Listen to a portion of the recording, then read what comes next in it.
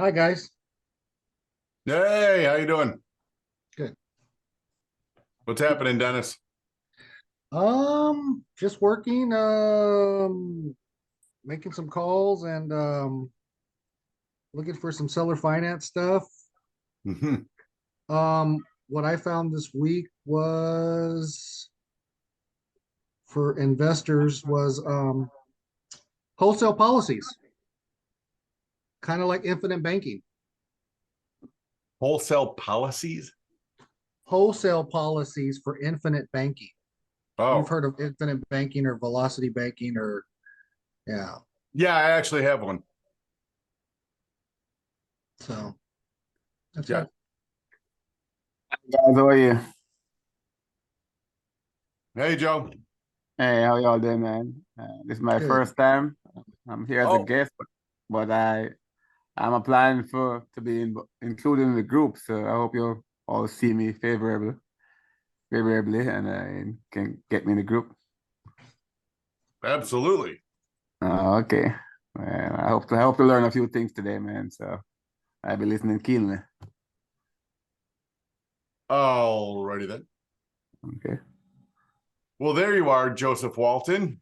Yes, sir. You You saw are my application? you are approved, my friend. Uh-oh. All right. Yeah. You've just been approved. Okay. Thank you very much, sir. Yeah, Then perhaps I can turn on my light and make myself visible. there you go. So tell us a little bit about yourself. What kind of business are you doing? Are you doing sub two, owner financing, wholesaling? What's I actually just joined the Gator group. Let me look at my video here. I actually just joined the Gator group about 2 or 3 weeks ago. So I'm trying to learn as much about everything to do with real estate. I currently have like 4 rental properties that I had before, how but, many? but I'm just trying to broaden my horizons. I mean, increase my portfolio and get into more avenues of real How estate many investment. how many properties did you say you own? I have 4 rental properties right now. Oh, I thought you said 400. Uh-oh. Well, that's my aim for by next year. So I hope you can help me get there.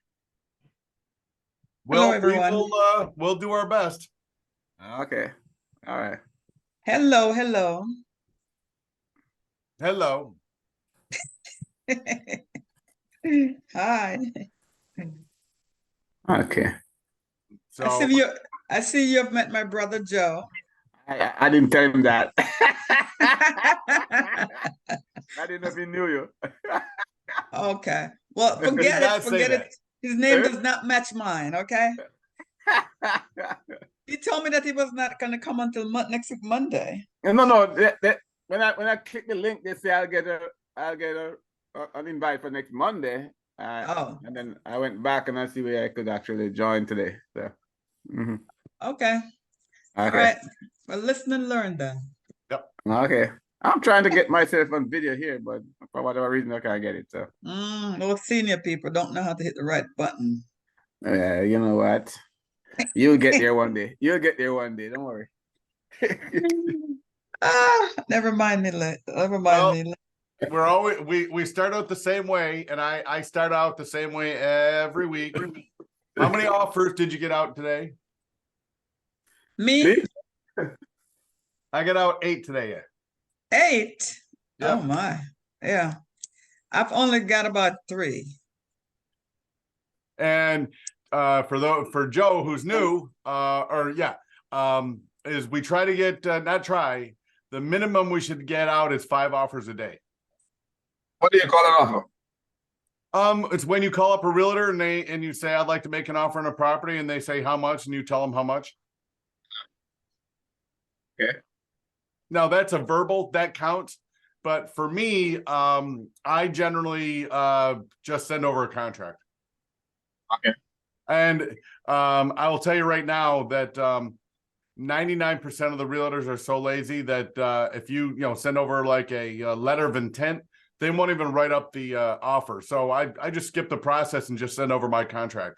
And I'm going to tell you, 99% of the time, the realtors don't even Only every once in a while I'll get one to push back on me and say, "Oh no, you got to use the Texas approved, contract or the Florida approved contract or the whatever state approved contract." But 99% of the time, I just send over my own contract,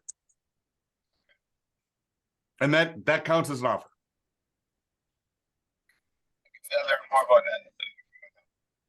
What's that? I didn't hear you. Because I learn much more about that as we go along. He said goal- he said he's new. He's learned more about it as he go along because he hasn't got that far yet. Gotcha. All right.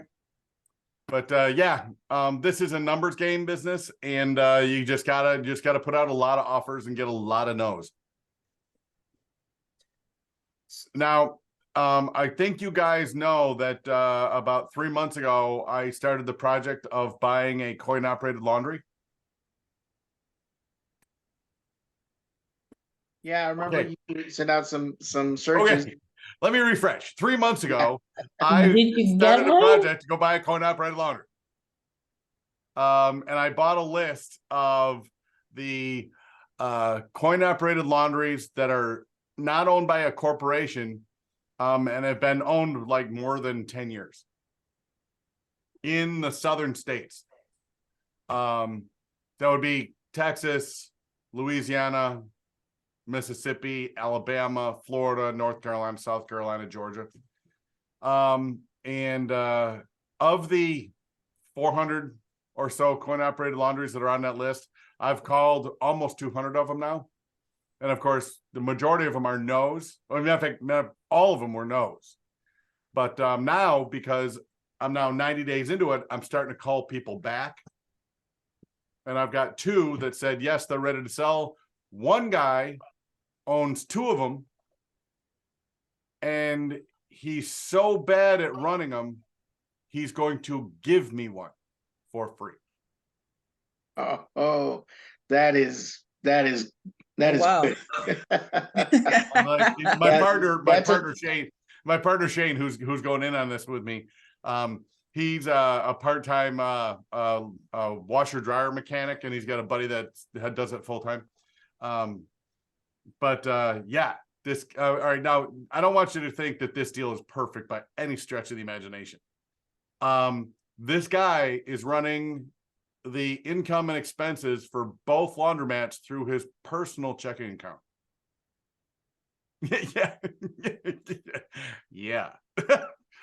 Ooh, man, that's I a don't- tough one. When I ask him for a I P&L, won't do no I'm not stupid stuff like that. When I ask him for a P&L, I'm not sure he even knows what a P&L is. Nope.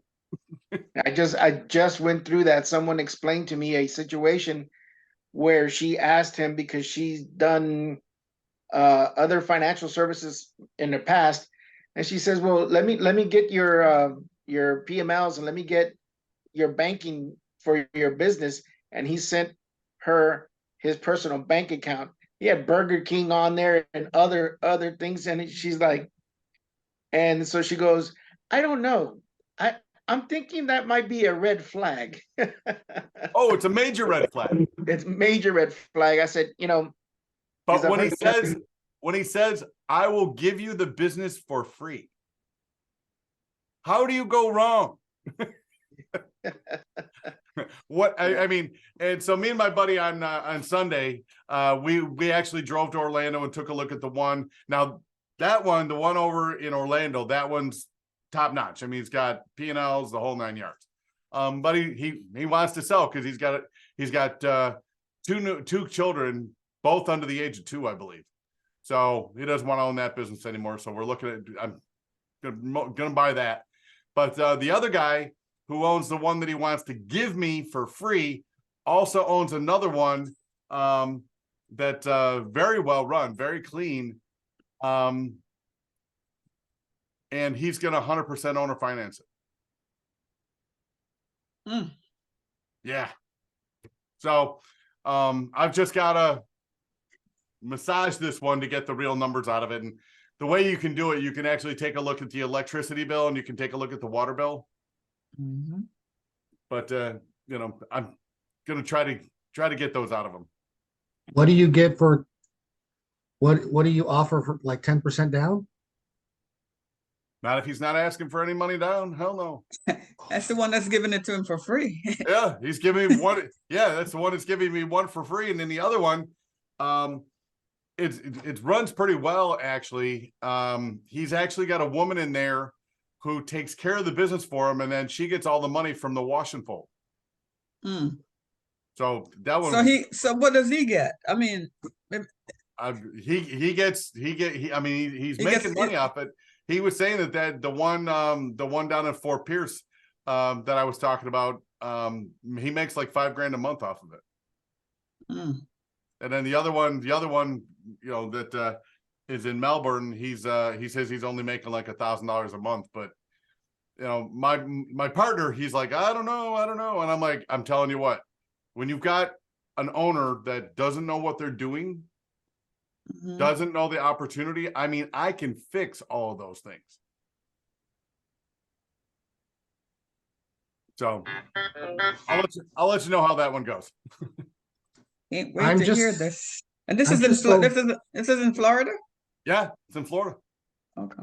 But I'm the just- moral of the story is I made over 150 phone calls to owners, and all of them said no 3 months ago. And now you get one that says yes, and not only yes, but for free. Yeah, one he's running so poorly that that he wants to give it away for free. Now the other caveat to that is he signed a lease, and in the lease the landlord can kick him out in 30 days. That's ridiculous. Well, when you talk to this guy, you can see why this landlord is like, you own this business. I'm not sure if I want to keep you. But anyway, because I said to him, I said, why would you sign a lease if they can kick you out in 30 days? That's not a lease. And he said, well, I didn't read it. I'm like, you signed a Okay. lease, but you didn't read it? So when are you going down there to speak to him personally so I can sign it off on you? Because that's I don't know what kind of business he's running. That's but It's not- this is what I'm saying. This is the business that we're in. We're looking for distressed properties, and it doesn't matter if it's, you know, you're wholesaling houses, if you're doing subject to, you know, with, you know, troubled financial people or people with a real crappy house, or in this particular case, I'm looking for, you know, to buy income streams. I'm not looking for the perfect business that's going to be sold at retail and it's going to take me 5 years to recoup my money on it. I want a business I want a dog with fleas, because once I get control of the business, I can fix it. Okay. Yeah. Got it. The funny thing is, I want to be upfront. He started to talk to me about this, and I started to send all kinds of laundromats and then gas stations to him. And then he said, "Do you want to go in business with me?" And I'm like, "I don't have any money to do this." And then he goes, "Okay, well, I got this doctor friend that's going to do it." And I stopped calling these things, and he kept calling. And it was his persistency and my impersistency that got him to the finish line. Congratulations. And that was the point I was trying to make. I got 150 in a row. But then I waited 9 months, and for all those people that said no, I called them back. And my rule is, especially, you know, when it comes to buying businesses, is they can either sell the property to me or die. But I'm going to call them every 3 months for the rest of their life.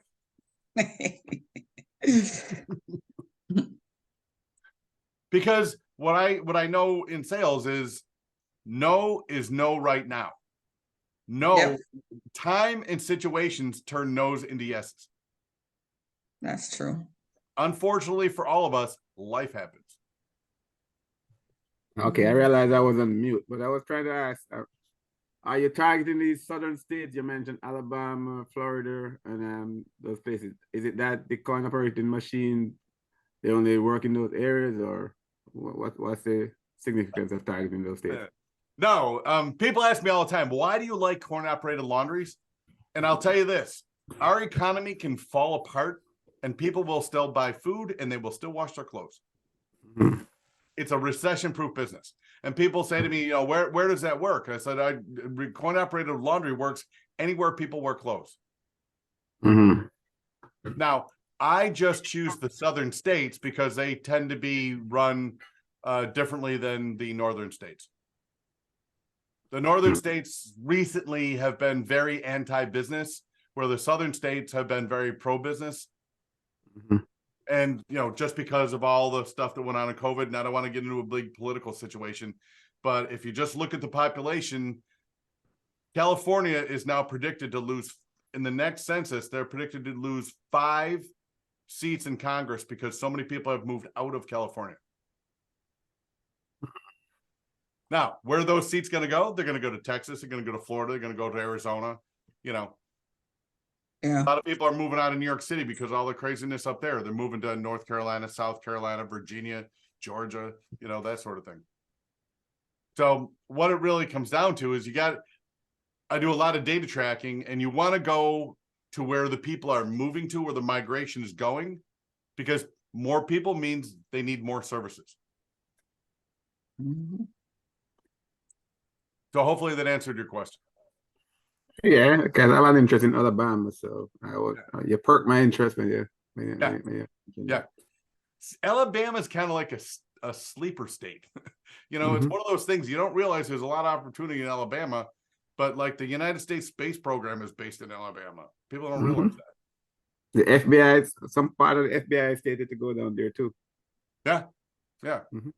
So yeah, there's a lot of opportunity in Alabama. So anyway, I bought the list. And you know, obviously the majority of people are in Florida, for the coin operated laundry. So I've gone through the whole Florida list, and I've started calling the other states. But also, you know, as I'm, you know, making my phone calls every day, you know, obviously that list gets old, and I've got a spreadsheet of, you know, when I talked to them, when they said no, what their excuse was. And now, you know, 90 days later, I'm starting to recycle that list and call people back. It's the same thing that I will be doing with the expired listings list that I've been going through.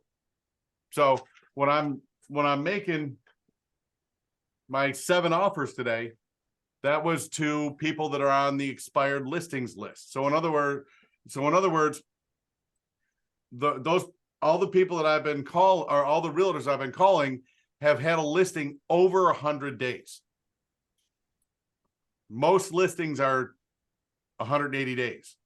So by the time they get on that list, I'm seeing listings that have been, you know, listed for 135, 140 days, which means they're a month to 5 weeks away from that listing expiring. Okay, so just to be sure, the listing is 180 days. After 180 days, it expires. It expires. Okay. 2 things happen. One, the dummy realtor who has no idea what creative financing is and says no because they have no idea what it is, goes away. Second, the seller now knows there is no cash buyer gonna buy that property because it was listed for 6 months and it didn't sell. Oh. So now when you call them up and you want to make an offer, and you know, if it's never been listed before, they'll say, "Oh, I'm just going to give it to a realtor," and a realtor will sell it. Well, that excuse, they can't use that excuse anymore because they've tried to list it with a realtor for 6 months and the house didn't sell. So this is where creative financing comes in. This is where creative financing comes in, or where lowball offers come in. You know, Yep. if you want to wholesale it, make a lowball offer. If it's junker, make a lowball offer. Or you can now make a creative offer, and if there's any time pressure whatsoever, they're more likely to accept it. And because you now are dealing directly with the seller, you don't have the filter of the realtor who you got to teach how to do subject to and all that stuff. Sounds good. So, but anyway, it's a process. Yeah. Nothing So- happens overnight. So what I'm saying is, when you guys are making these offers and people are saying no, put them into a spreadsheet. 30 days, 60 days later, call those same sellers back. Okay. And like I said, my rule is, what, you know, especially when it comes to businesses, you can sell to me or die, but I'm going to call you every 3 months until one of those 2 things happen. So let me ask you this, does Privy, when you do a filter on Privy, so I do the most basic filter, right? Price, number of bedrooms, bathrooms, no HOA, 1970 and above, and 90 days down. That is literally my filter system when I do it. When I put those filters in, Privy gives me nothing. Doesn't matter what state I look up, and if I increase the price up to 500,000, still I get nothing. Though there are properties, because I go in and I can search them without the filters. But then again, I get so many properties without the filter that it doesn't make any sense for me to just go through thousands that I don't need. So Okay, is Privy working for you, or it doesn't work for you? Because it's not working yet for me. I've actually created a video for this. I just haven't edited it yet to actually publish it for everybody. You guys got a piece of paper and a pen there? Yes. Yeah, I got paper and pen. All right. And I did this specifically for you guys. Okay. I wrote down how I'm actually creating my 100+ days on market list. I'll give you all my parameters. Okay. So pick a metro area, pick a city. For example, Jacksonville, Florida. All right. You put that in the search bar. Put one in the search box. You Search put- bar. In the where- search bar, you put in the city and in the state. So let's just say Jacksonville, Florida. You can pick any city, any state. Okay. All right. Then in lead type, you put active MLS. Okay. So in type, you put active MLA. Well, you just click on the drop down and it'll say active MLS. This is in what? Privy? Privy. Okay. Or no, not privy. This is in PropWire. Sorry. Oh, Proper. Okay. Sorry. All right. And then under property type, you hit the drop down in PropWire and you select single family.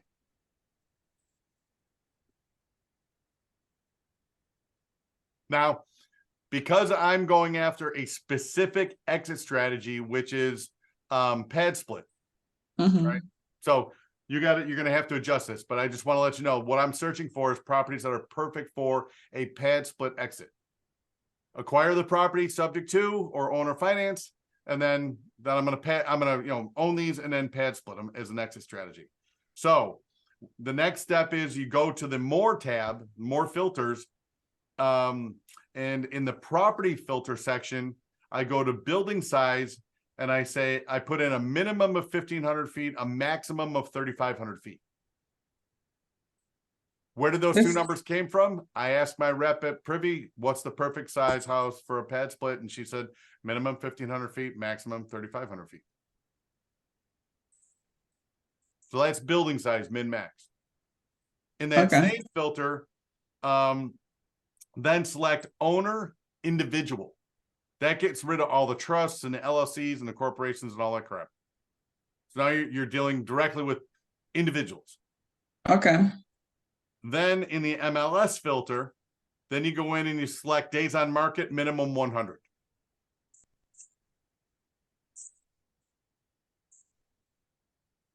Okay. And then you save the search. When you save the search, it'll give you an option to select notify me when new leads are found.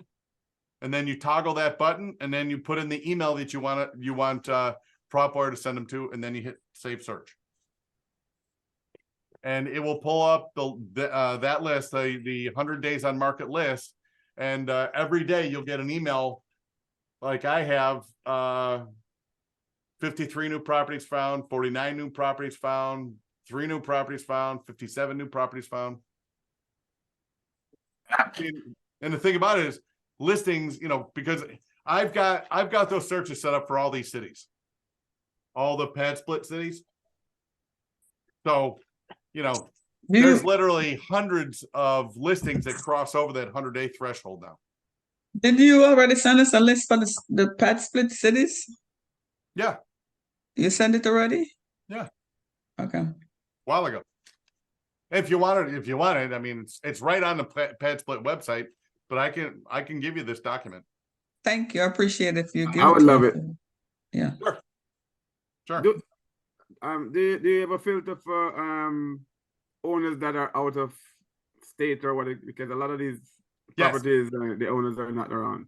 Yes. I don't want to do a PropWire tutorial, but I'm gonna create a library of videos on how to use PropWire. I've been promising you Carol and Farrah for about a month and a half, and I finally got around to starting to do it. But yeah, there is a filter in there for absentee owners, vacant Right. absentee owners. Mhm. What there isn't a filter for is HOAs. As a matter of fact, I contacted customer support and like, oh no, that's not a filter. So in PropWire, you can't filter out proper listings that have an HOA. So you got to go eliminate them manually. It's kind of a pain in the butt. Yeah. Does it skip chasing proper? Is it worth it? It doesn't skip trace it for you, but every time you pull up a property, when you go to the owner tab, it'll have a button there that'll automatically skip trace for you, and it's like 10 cents. Right. Yeah. 10 cents. Yeah. Yeah. Now It the works, other it thing works. is you can skip trace them one at a time, or what you can do is you can download the entire list, and when you select download, it'll ask you if you want to skip trace it before you download it, and then you can download it. And it gives it to you in Excel format. So when you download it, so it's really easy to go through.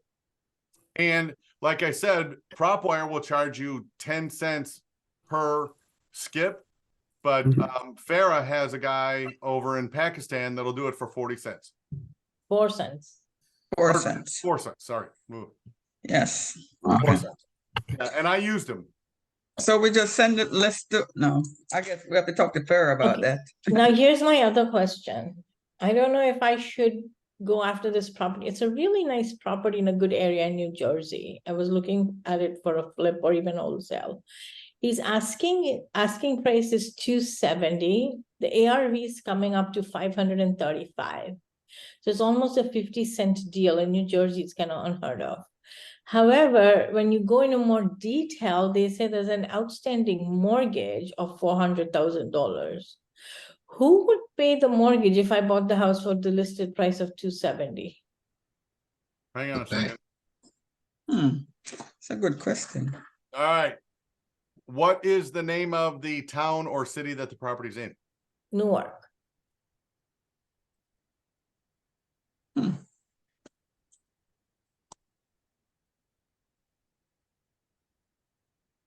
Hang on one second. I get the answer to this one. It's going to be worth my evening. I'm actually going to let Dennis Sylvan answer this question. Dennis Sylvan, when we're looking at a property, what is the first number we look for in any city? Days on market first. Secondly, Oh, I thought you'd have it. You go into Google and you type in Newark, New Jersey, median single median home family price. home value Zillow. Yes. And you go yes. into Zillow and you type that in Google? You type that in Google and you type in the Newark, New Jersey median single family home value Zillow. That's right. First median thing that comes up, it'll give you the median home value in whatever city. And Farah, let me ask you a question. What is the median home value in Newark, New Jersey? So here's the problem with Newark, New Jersey. It's very big and it's very divided. But what There's is the really median? nice areas that go at 500, 600, 700, and then there are houses that go for like 300, 400. What is the median? I haven't looked. I didn't know I had to look. No, I didn't know that you were supposed to put medium home price of Zillow. Wow.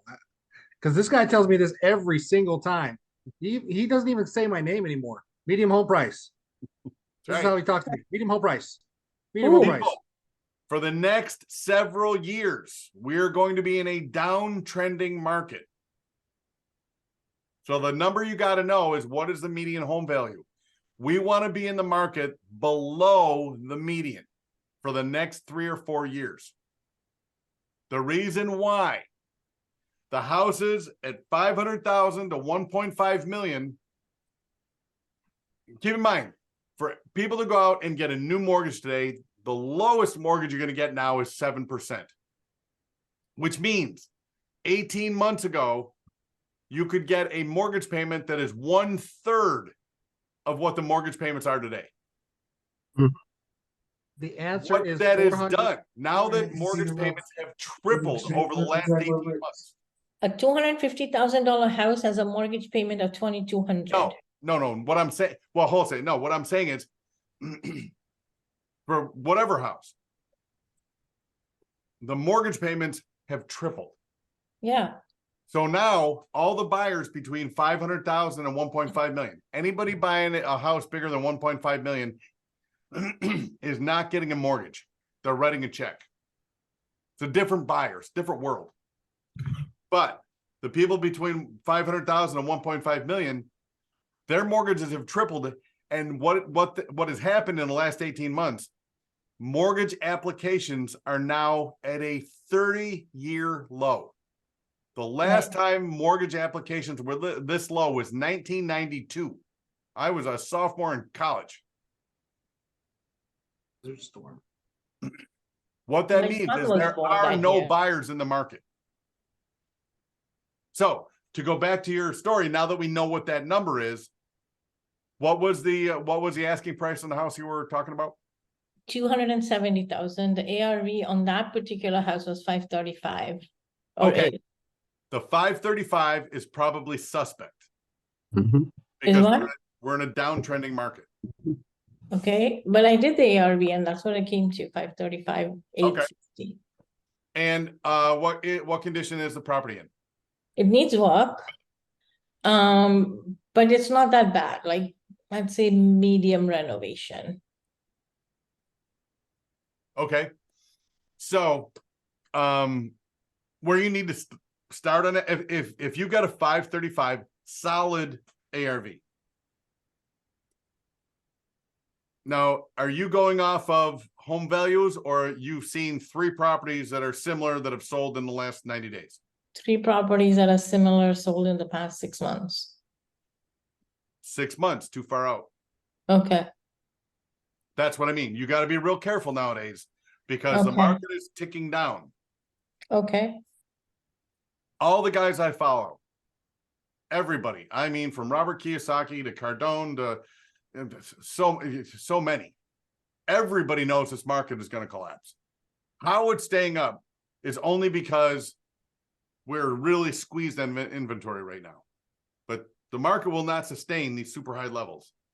But let's just say that you have a solid 535 ARV.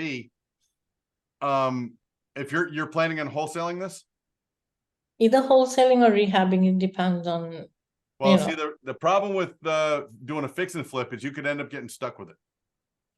okay. So if But you were going to it's a hot wholesale it, spot because they have 2 universities there. So there's always people looking for houses. I mean, I could literally renovate it and give it on rent right away. It would go the same day. but like I said, when you fix and flip it, the way you're going to exit out of that is to sell it to somebody who's going to go to a bank and get a mortgage. Yes, Those people with 20% down and perfect credit are going to get a 7 to a 7.35% mortgage. right. And that's if they've got 20% down and a perfect credit score.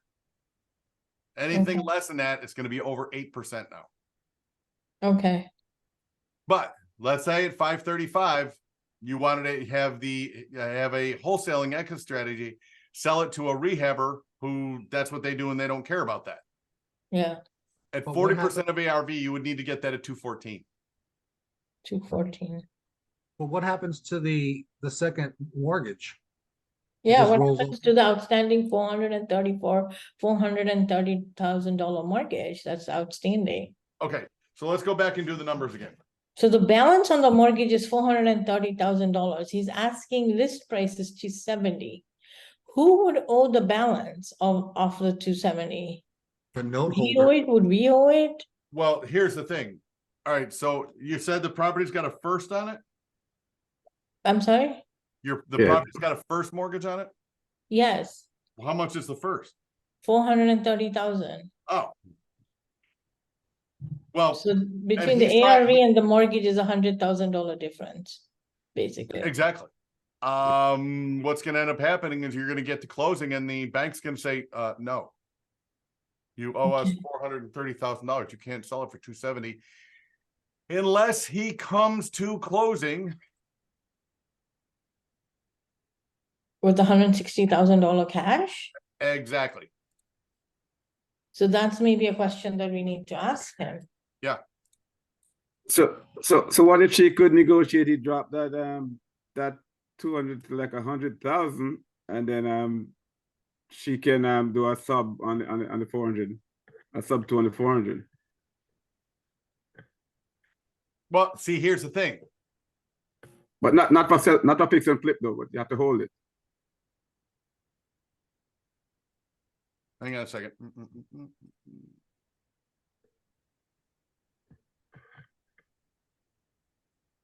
And why did you say 214? Because at 270, it's still a 60-cent deal.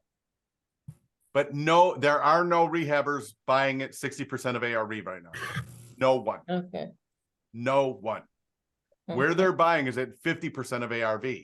So for you to build in your assignment fee, you got to get at 40% of ARV or less, or less. So in other words, if you got it at 240,000, Right.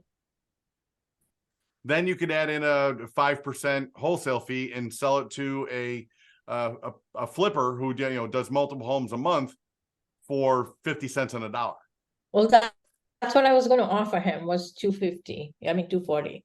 Yeah, That was all right, my that was that'd my be goal 45 price. cents a dollar. But She's not getting a 240. he's got He's a $430,000 mortgage on it. Yeah, so that was my question. So Should you're I not gonna let get that property go, or The should only I way go he's going to be able to sell that house to you is if he comes to closing with cash to pay off the underlying mortgage, because a mortgage company won't let it go through. but it's in pre-foreclosure right now. Okay, it's in pre-foreclosure.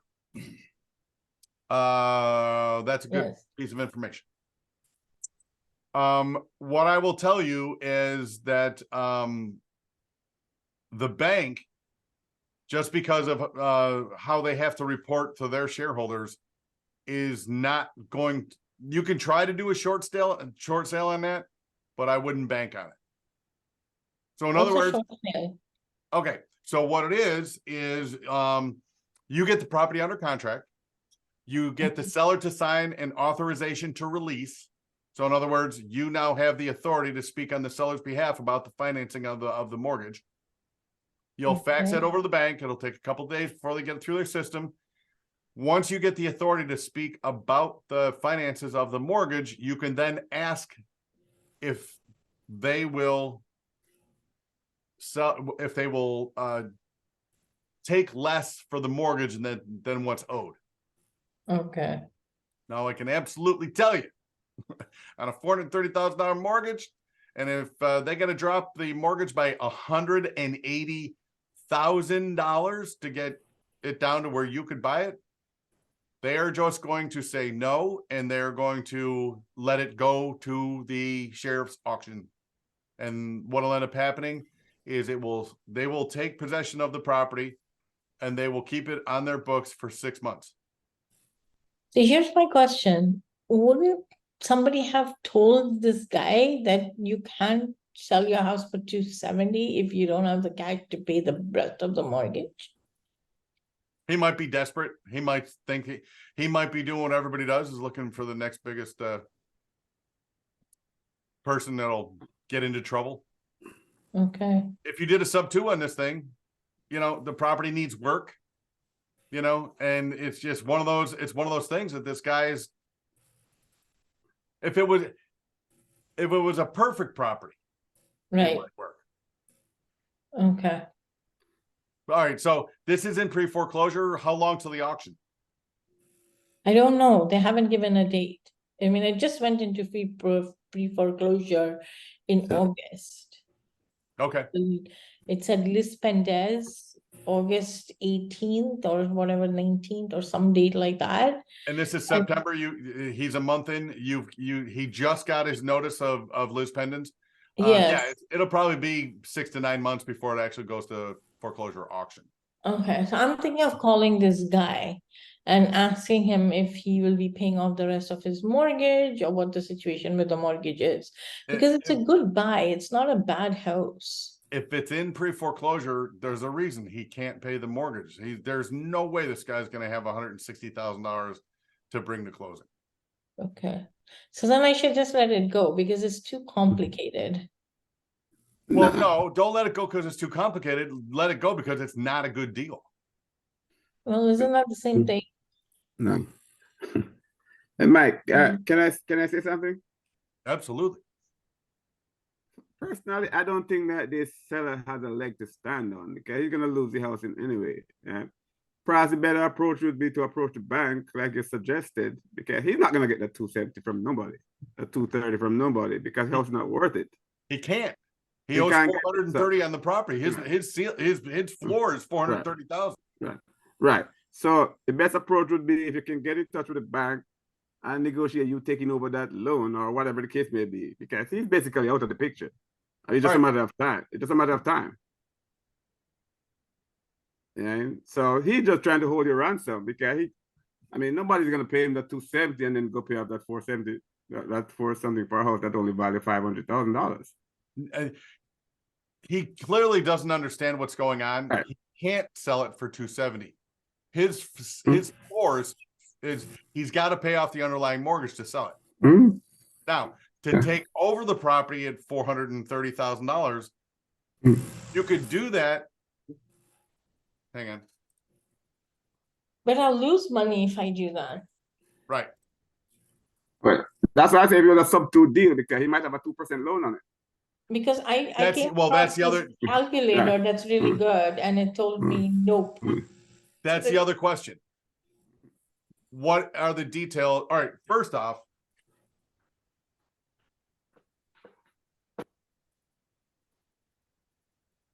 where is it? Oh, of course I don't have one right here. Do you have my lead sheet in front of you? The lead sheet? No, I don't have the lead sheet. I have this. Okay, that's our time block. That's this. No, the lead sheet. There it is. Joe's got it. Joe, Okay. read off the 4 things you got to know about every deal. 4 things: condition, roof, kitchen, floors, timeline, motivation, price. Right. The 4 things you got to know about every deal: condition, motivation, timeline, and price. Yep. Now, in the lower right-hand corner, what are the other questions? Lower right hand is mortgage payment rate, balance, and arrears. Correct. You got to know all that information. Okay. Now, That what the information is in this, it's in the newsletter, right? Yeah, if you want to put out the link, go ahead and then everybody can download it again.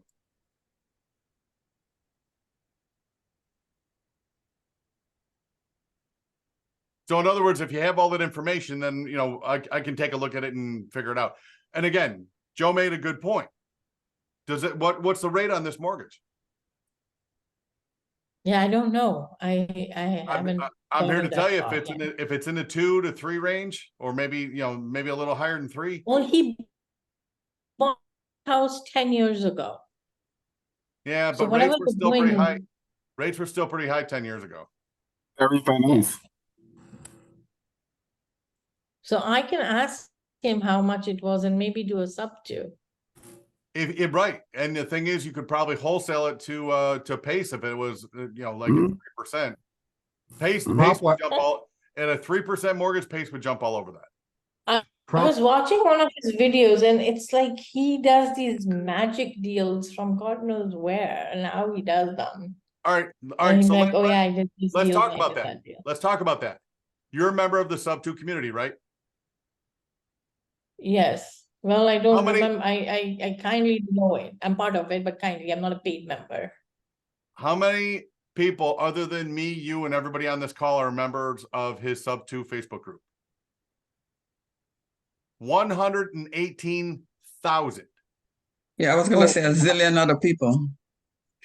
Pace Wow. Morby has 118,000 bird dogs working for free. As a matter Wow. of fact, not only are they not working for free, everybody in that group, almost everybody in that group, has probably paid him for something.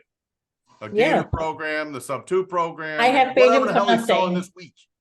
No, I paid him for nothing. Okay, neither one. But moral of the story is the majority of people in there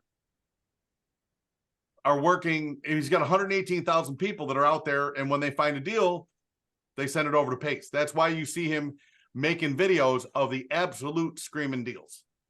So is that what he does? Like you join his group and he'll say you find properties and I'll sell them? Is that what the deal is? Yeah, He tells that. yeah. And, more power to him. I mean, he's out there putting out good information, and when students learn and they go out and get these deals, well, now the second part of this business is now you got to figure out your exit strategy. Yeah. And most people spend all their time learning how to get a deal. Then when they get a deal, they're like, oh crap, what do I do to it? So they turn to PACE or the sub 2 group and say, I've got this deal. I mean, deals are posted in there every day. Mm. And then, his moderator's like, oh, take a look at this one. It's in New Jersey. It's 535,000 ARV. It's got a $430,000 mortgage on it, but the interest rate is at 2.9%. And I can assure you that we will not see those interest rates again in our lifetimes. Yeah, that's true. None of us are, well, maybe Alexis. Alexis might see it. The young guy in the group here, he might see it again. Yeah, but did you We see will not. Jamil's new company? What? Did you see Jamil's new company? Jamil's got a Which new one? company. Yeah, Doctor- Flip doc- Cash or something like With that. cash. So if What's you he have doing? double closing, he gives you the money up to $5 million he can spend on it. You're Yeah. talking about transactional funding? I don't know. He sent an email. He calls it Flip Cash. I haven't really, all I read was now you can do double closing, blah, blah, blah, because I have started this company to help you guys. If y'all need money because double closing needs this much cash and blah, blah, blah. Okay. Let's just rehash. Do you know what double closing is? No. Okay. So let's talk about a traditional wholesale deal. Right. Let's say I get a property under contract the property's worth 250,000. I get it under contract for 100,000. I find a buyer who's willing to buy that property for 120,000. Okay. I assign my contract to him, and there's a $20,000 assignment fee. At closing, the title company, who is used to doing wholesale deals, says, okay, here's the closing, and we know we have a buyer sitting in the next room who has the cash. Right. They'll close this deal, wait 15 minutes, bring the buyer in, the buyer closes his end, and now the money's transfer. So what, you need money for what, half an hour? No, the title, if an experienced title company that works with investors like us that does wholesale deals will say, okay, fine, we can close this contract because we have this contract right here. They pretty much do them simultaneously because they know the money is in the office. Now, some title companies won't do that. They want 2 complete separate transactions. So in that particular scenario, I would actually have to have $100,000 to close that so that the seller gets their money. Mm. Then they might wait 24 hours or whatever their policy is. And then the buyer can come in and pay the 120 to pay me. Then I, of course, have to pay the 100, Okay, if I so had he's the 100 basically grand, I floating mean, you- obviously I make my $20,000 assignment fee. So he's floating you money for 24 hours or 48 hours. 24, 48, 36 hours. Yeah. That's He put 5 million yeah. into it. He says, I have $5 million, up to $5 million. Yeah. Well, So that if is just anybody a wants Bentley. to- So, I'm sure he's got $5 million. Yeah. He might be getting wrestling the $5 million.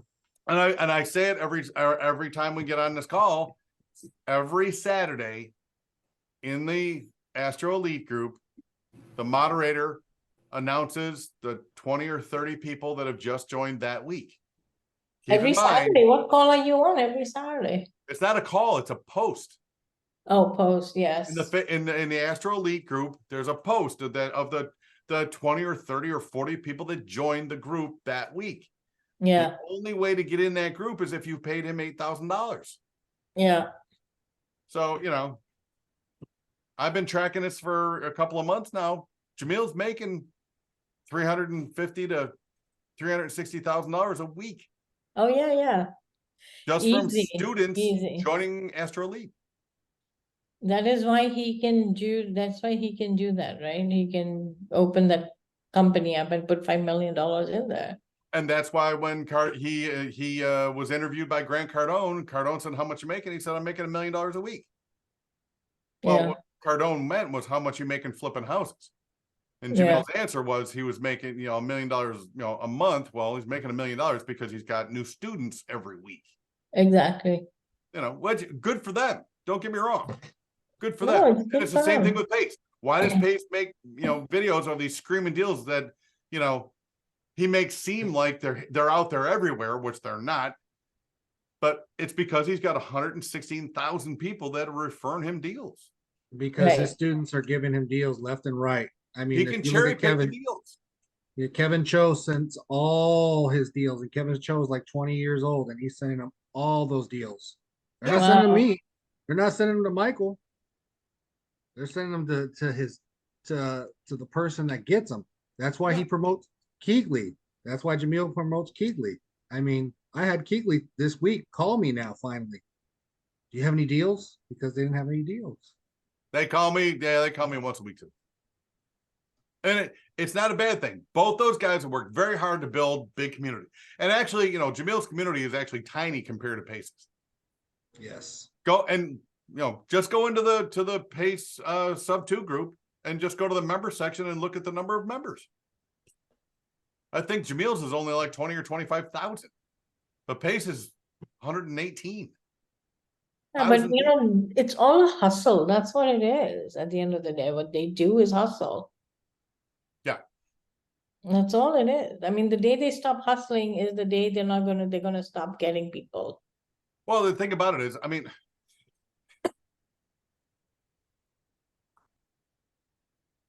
they're putting out educational content. Right. People are getting value. That's why people pay the money. Is it worth the $8,000 to not get personal service? Well, that's subject. But you do get a lot of value from both those guys. And what ends up happening is those students, when they learn from them, they forget there's two parts of this business. Once you acquire it, now you got to get somebody else to buy it, to give you money for it.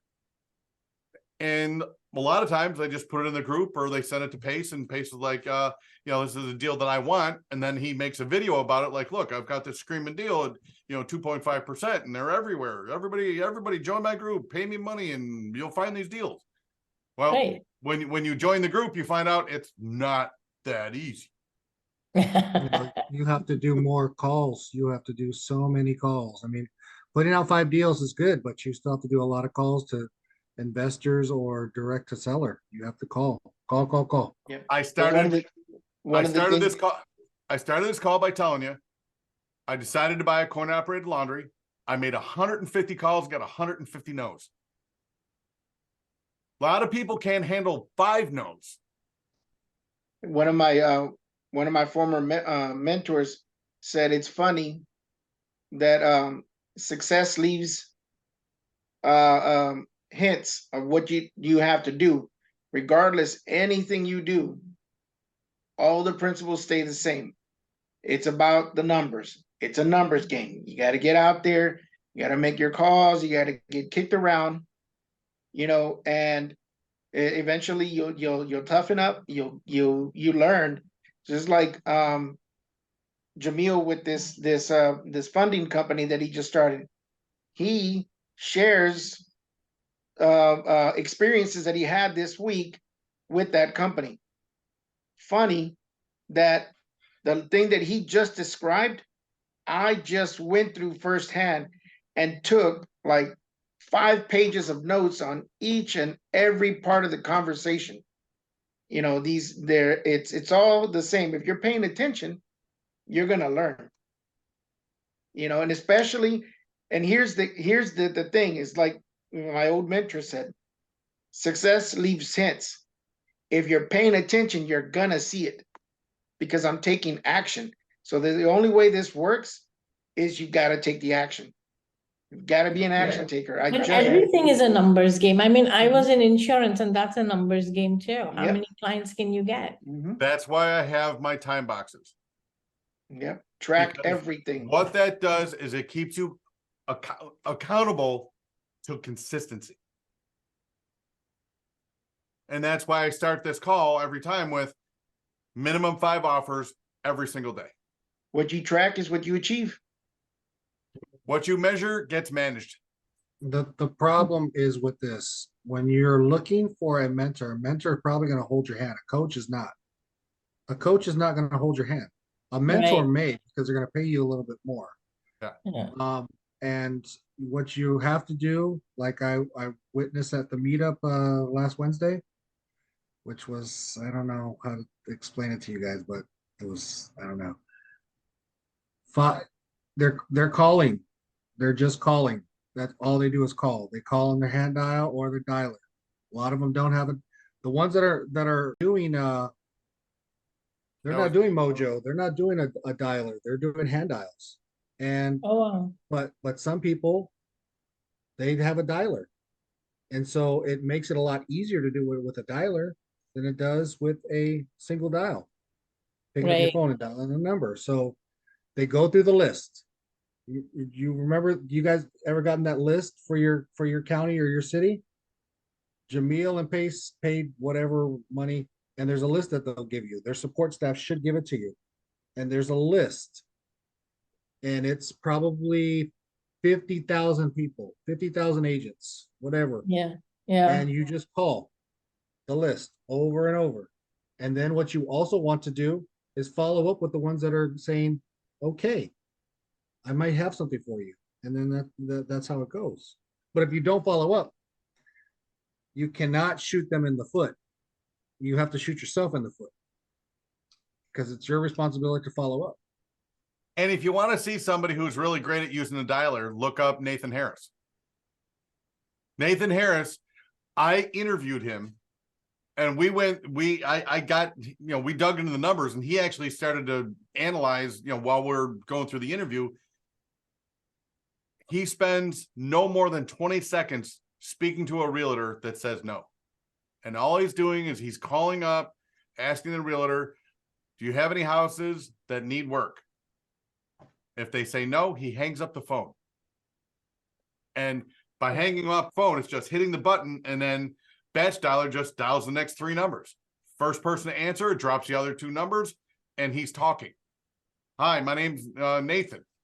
I'm looking for any properties that need, that are outdated or need work. Do you have any listings like that? No. Click next, next, next. And he'll do that 3-4 hours a day.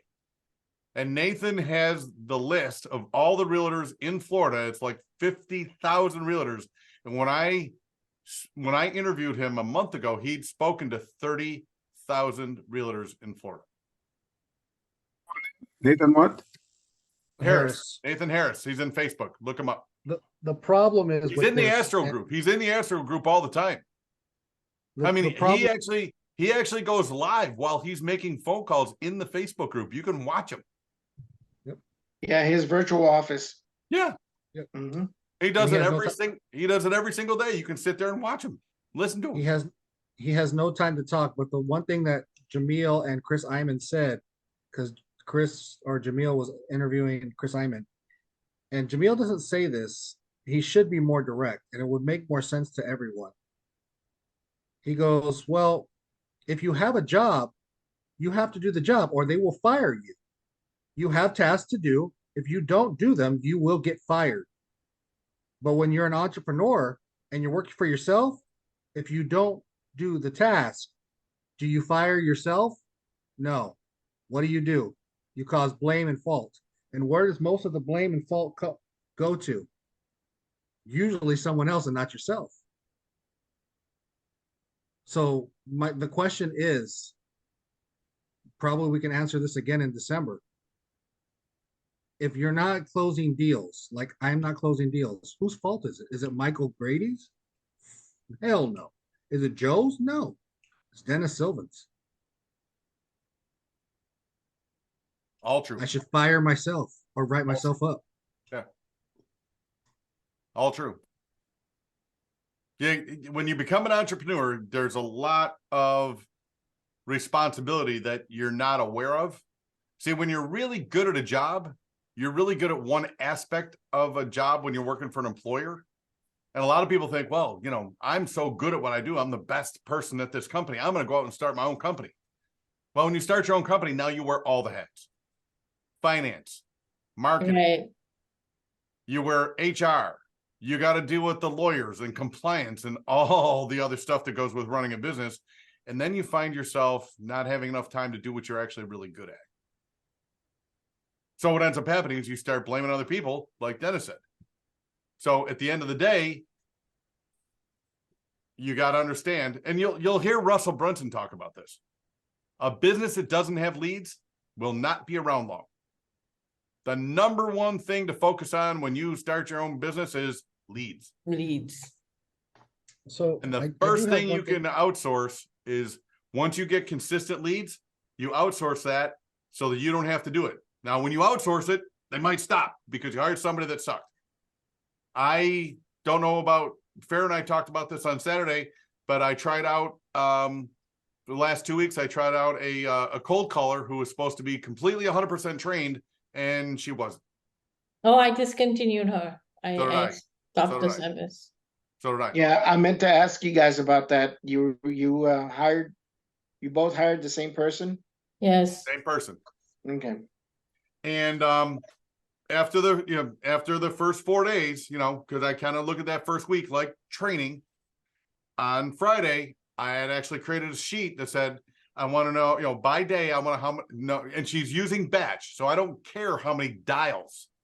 I want to know how many people she spoke to each day, how many offers she made each day, how many contracts she signed each day, because she was marketed to us as 100% trained. Yeah. And on Monday, I asked her for her numbers, and she said I forgot to do it. On Tuesday, this is a Google Doc, so it's not like, anything she's got to do is start logging to Google and, put in the number. Tuesday, forgot to do it. On Wednesday, I said, forgot is not an excuse. And then what I realized, and this is what Fair and I talked about, in 4 hours of dialing, she had only spoken to like 2 people a day. See, she gave you a number of 5 people she talked to. She gave me the exact number. So I'm like, how can she talk to, for 2 people, the same number of people, Exactly. And Mike gave her 2,000 leads. I gave her 5,000 leads. So there was something that wasn't working correctly. And the thing about it was, I asked her, I said, Exactly. she's supposed to be trained up, and she's supposed to know, she's supposed to be, a closer and all that to get offers out and deals done. And she didn't even know what a subject to deal was. And I asked her point blank in the interview, I said, you have acquisitions experience. You've done this before. And she said, for 2 years. And when I questioned her, which was nice that Fair and I were tag teaming her separately, but all she's done is she's only called realtors and made cash offers. Where did you get this? Who marketed this person? I mean, I'm just thinking. This was Max Maxwell, right? What?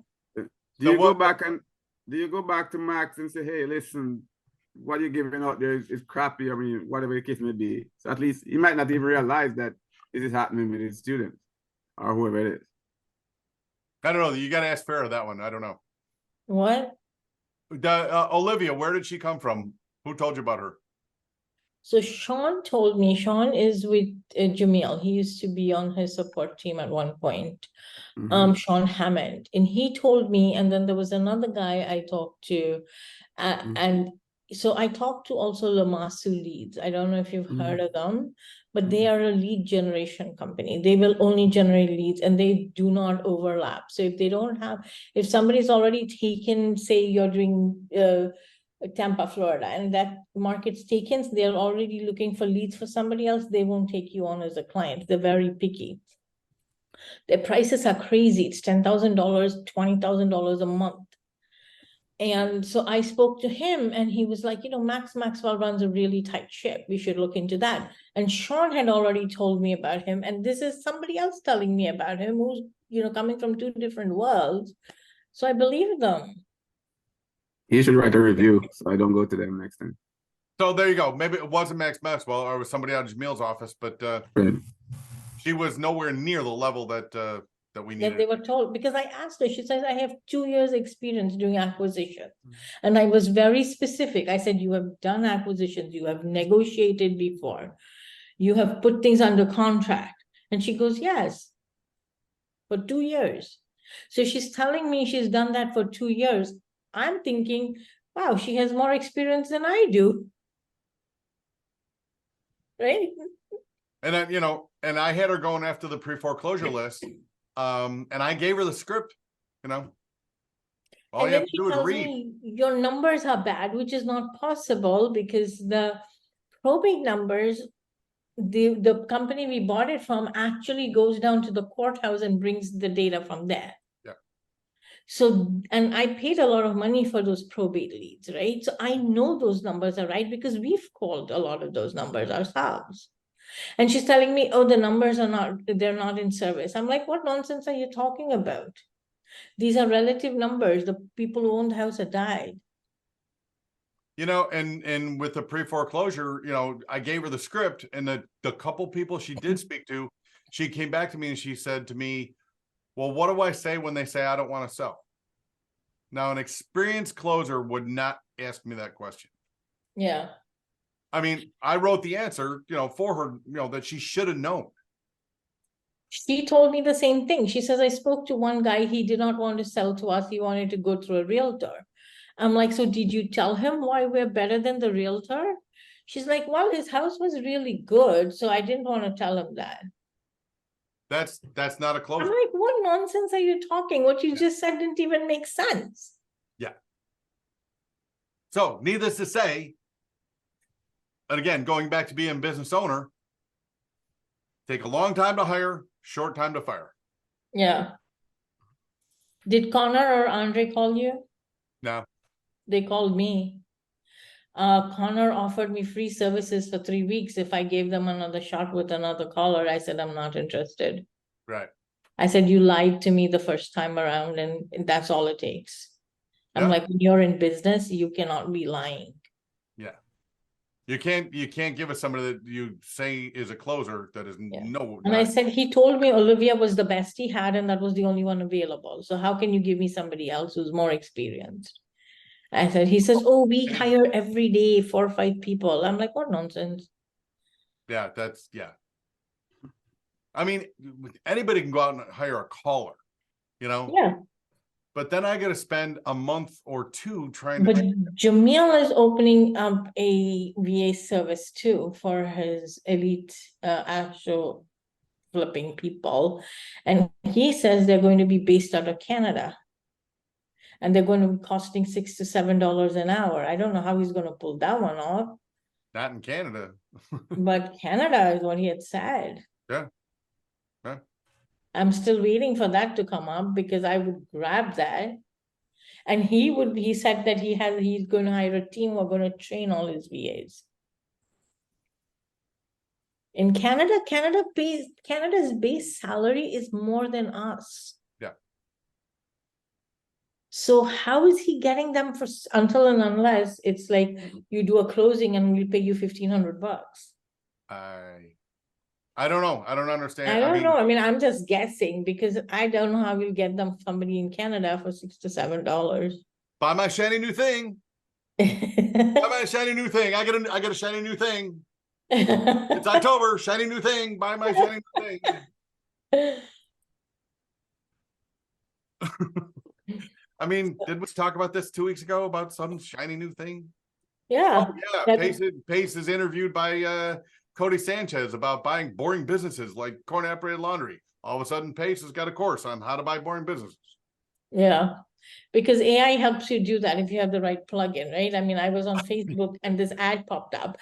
Don't be like something dinosaur. Buy your business using AI. I'll show you how. And I'm like, Exactly. dude, anybody who knows how to use AI will know how to buy the business. What are you talking about? Well, I've learned how to use MG to get my coin operated business. What's MG? Mike Grady making phone calls. Oh, where did you get your list? Where did you buy your list from? I bought it from a business list broker. Oh, okay. And I'll be honest with you folks, it was about 20% accurate. I got completely ripped off for $300. Okay. The only thing I really got out of the list was a name and address of the business. Right. So what I ended up doing is I wrote them a nastygram. Yeah. And of course they offered me, you know, hey, we'll give you another list. I'm like, your original list is crap. Why would I want a new one? But I have the address and I have the name. So what I do is I just go into Google, I get the, you know, the number, because, you know, Google's got everything. Yeah. I get the number and I call the coin operated laundry and I ask for the owner. Okay. 50% of the time you get somebody, especially in South Florida, you get somebody who speaks, you know, some English. And they'll tell you who the owner is. Half the time they don't. So then what you do is you got to go and see, I go into sunbiz.org here in Florida and put in the name of the business, because, you know, they're all owned in an LLC. It's a business and you can actually Right. see who formed the LLC.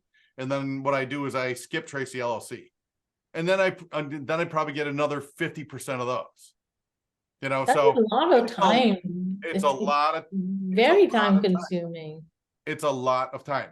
And again, before I bought the list, before I give you my money, sir, does your list, is it accurate? Is it up to date? Do you have the owners? Do you have the owner's contact Yes. phone number? Everything's Of always course, yes. Mr. Grady, just give us your credit card. Yeah. And then, of course, you get the list and I make 5 phone calls and none of them are accurate. Where's Yellow Pages when you need it, Brady? What? Where's Yellow Pages when you need it? Remember those Yellow Pages before? Like That's everything what- with the internet, like everything with the internet, that was just another business that went bye-bye. By the way, that question is in the chat, so we're waiting for your answer on that. What question? Yeah. So Oh, about tax liens? no, about the question she just asked. That was in the chat earlier on. I mean, as to where do you get your list and how can we get it? Oh, like I said, I just bought it from a list broker. I don't remember who it was. That was 4 months ago. Yeah, I mean, I can look it up. I can find it. Yeah, Okay. but like I said, I wouldn't recommend them because they sent me a list that wasn't even close to accurate. Yeah. But that's a start. I wouldn't have a clue as to where to start. So Yeah, all right. And actually, all you really got to do is just, again, go into Google. And what I went in and said, coin operated laundry, you know, broker list, or coin operated list broker, you know, data broker, something like that. And it'll give you a bunch of different companies.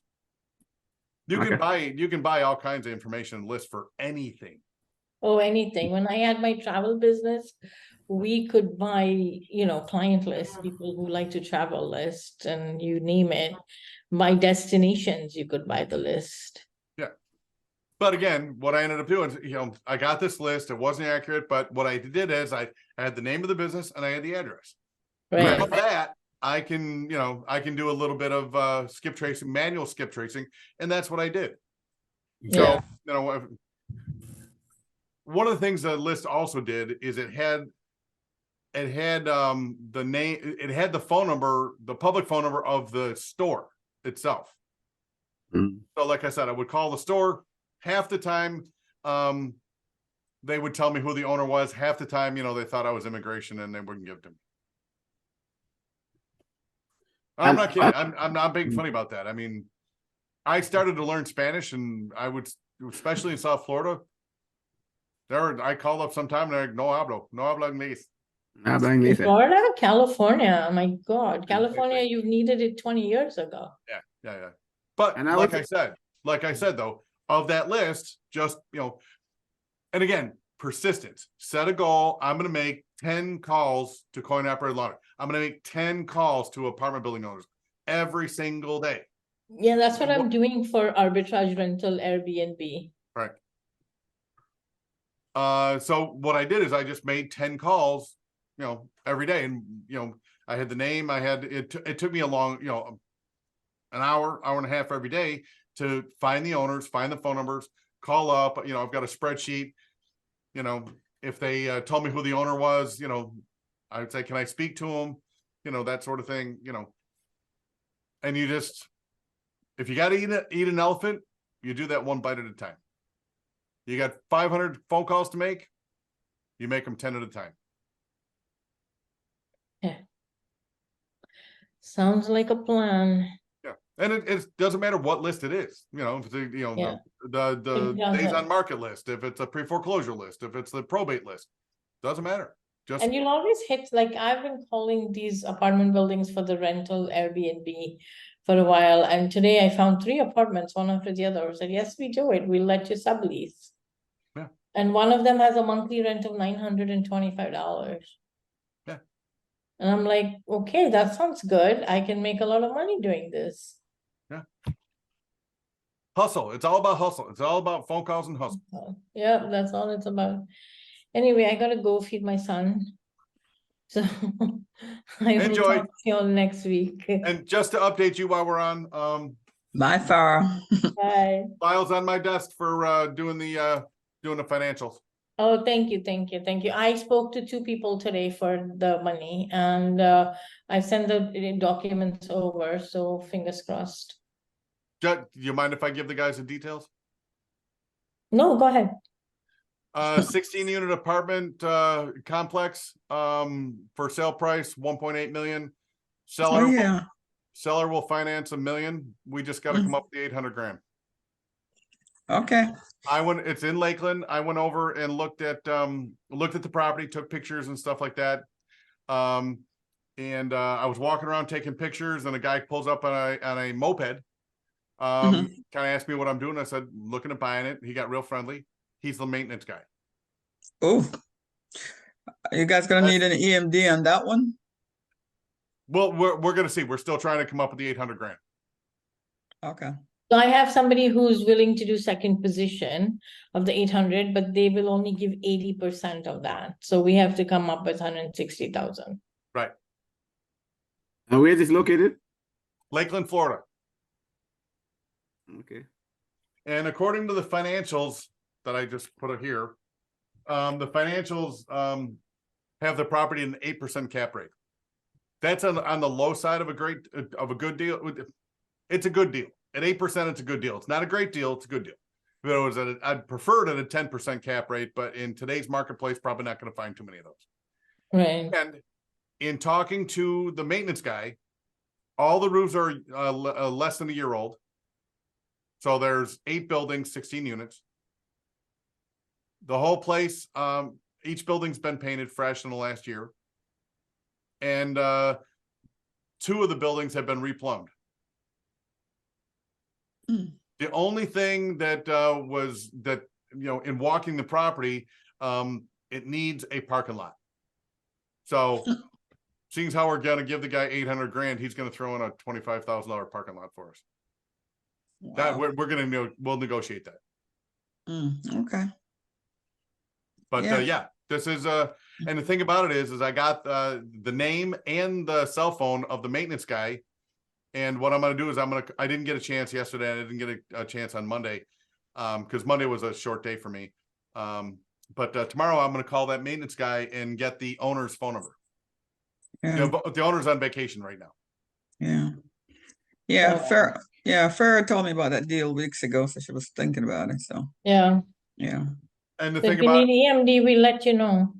Yes, please. We got people. and the thing about that deal is, I always, put on any contract that I reserve the right to speak directly to the owner. Mhm. Because realtors do what realtors do. So Exactly. Okay. So 2 questions. One, anyway, bye, Farah. Bye. Bye, Farah. Bye. Okay. 2 questions, Grady. With regard to this particular deal, I'm of the assumption that this is the deal that you and Farah is JV, or something like that. Is that what it Yeah. is, or Yeah. Yeah. okay? Mhm. So that's basically tied up already. Okay, Yeah, this is what we call buy and hold forever. right. Because Multifamily. I was talking to somebody about that today too, that I need to get into some of the multifamily. But the other question I have is also, for my sake, because I'm a newbie here, the term cap rate has been thrown around all the time. I mean, I'm trying to understand exactly what is it. Real simply, how Mhm. quick do I get my money back? So how does it 8%? I mean, 8% doesn't tell me anything. Okay. This is a much more complex conversation. I'd be more than happy to Okay. you know, there's a lot that goes into it. Income, expenses, debt service, Yep. net operating income. So that's income after expenses, before debt service. But the basic concept is, how quick do I get my money back? Okay. All right. I can live with that for now. This is why we have this small group, because we get our answers. We can't get answers in big group, big Zoom. So we have individual group Zoom like this. We can get answers. Okay, because I mean, you guys keep throwing around some of the terms. I mean, I understand them a little, but I want to get more in-depth knowledge of it. So forgive me when I ask. I mean, I'm really ignorant right now. Some of the stuff. And just give you an idea, I have owned apartment buildings before myself. You know, previous, but I've been a real estate investor on and off for 20 years. And I've spent no less than 80 grand buying all the courses. You know, and be honest with you, I don't mind paying for courses because I pick up something new all the time. A lot of it is rehashed. Don't get me wrong. A lot of it, when you get courses, 80% of it is just today's spin on the stuff they learned from the guys from 20 years ago. But you do pick up new stuff. But yeah, I learned how to buy apartment buildings from Dave Lindahl. If you want to look up Dave Lindahl, yeah. But that, you know, and I went through the process, and you know, Farrah brought this deal, and it just happens to be in Lakeland. It just happens to be 10 minutes from my house. So I went over there and I walked the property, and you know, then when the maintenance guy showed up, I'm like, oh, I'm talking to him, and he's telling me every detail about the property. I'm like, you're the most valuable guy in the whole property. He's going to tell me everything that's wrong with this place. Yeah. You sure he doesn't own it? No, he doesn't. But again, that's, you know, then I get, you know, I'm shooting a breeze with him. The seller's father built the place. Father passes away, gives it to his son. Son is, you know, they run it really well. They have very low turnover. And he said, when somebody moves out, you know, we do some replacements. He told me the 2 units just got, the last time people moved out, they put in new cabinets, you know, they put in new countertops. So they, you know, they run the place well. But, you know, he's just giving me a wealth of absolute knowledge, because what a lot of times when you get into apartment buildings is the thing that they'll try to hide from you is deferred maintenance. So you think you're getting a screaming deal, you buy the property, and all of a sudden, you know, and I had this happen to me. Bought a 49 unit apartment complex 6 months later, and that we had a professional inspection company go in, but we ended up having to replace like 30 AC compressors. That gets expensive at $4,000 a pop. Yeah. But, you know, it's just one of those things. I mean, you know, we hired an inspection company, and they're like, oh no, these are all, you know, half their life. Now, in that particular deal that I did, like I was telling you about this one, we'll negotiate in a brand new driveway because it needs it. But the deal that I did previously on that 49 units, 2 buildings were concrete block, 3 were wood frame, and the wood frame had cockroaches, which is, I mean, palmetto bugs here in Florida. It's common in Florida, yeah. But we negotiated with the seller. The seller would tent all 3 buildings and pay for the residents to move out and spend 3 days in a hotel. Yeah. Now we just gave him $1 million. He had money. Yeah, he had the money to do it. Yeah. But anyway, that's what I'm saying is, on this deal that I'm working with Farrah, the son of the person that built it, who inherited it, He's not stupid. He's pulling 800 grand out to go play with. He's gonna do a first position $1 million note, so he gets monthly money. So what's his motivation to sell it? Probably wants $800,000 to play with and monthly money, and he doesn't have to run this thing anymore. Okay. That's the way I'm reading it. I haven't talked to him, but that's why I want to call the maintenance guy tomorrow. And when I talked to him, he said that the owner was on vacation, so I wanted to give it a couple days before I call him for the numbers, because I want to give the guy time to come home. But the owner's right here in Lakeland.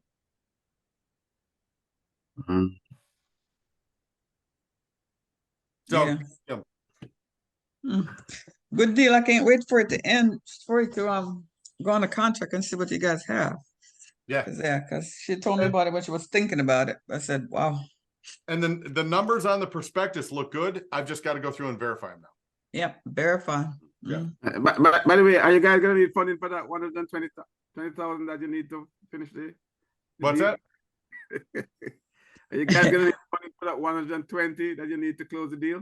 160. We're still working on getting the 160. Yeah, and they'll bring it to the group. They'll bring it to the group first. I'm a gator lender. Yeah, they'll bring it.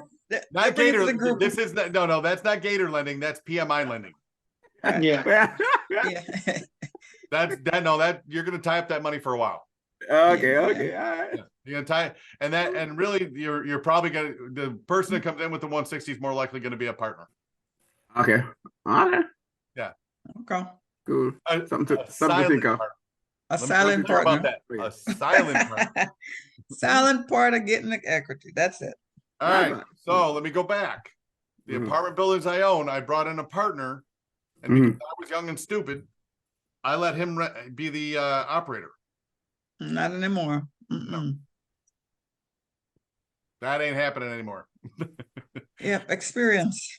Yeah, experience. And the thing about it is we had two different. I mean, we had 2 buildings and 3 buildings, and they were about 2 blocks apart from each other. Neither building had soda machines or vending machines for snacks and stuff. Man, you need that. Because that is ancillary income goes directly to your bottom line. Yep. Didn't have coin operated laundry. That's That the money income lost goes right to your there. bottom line.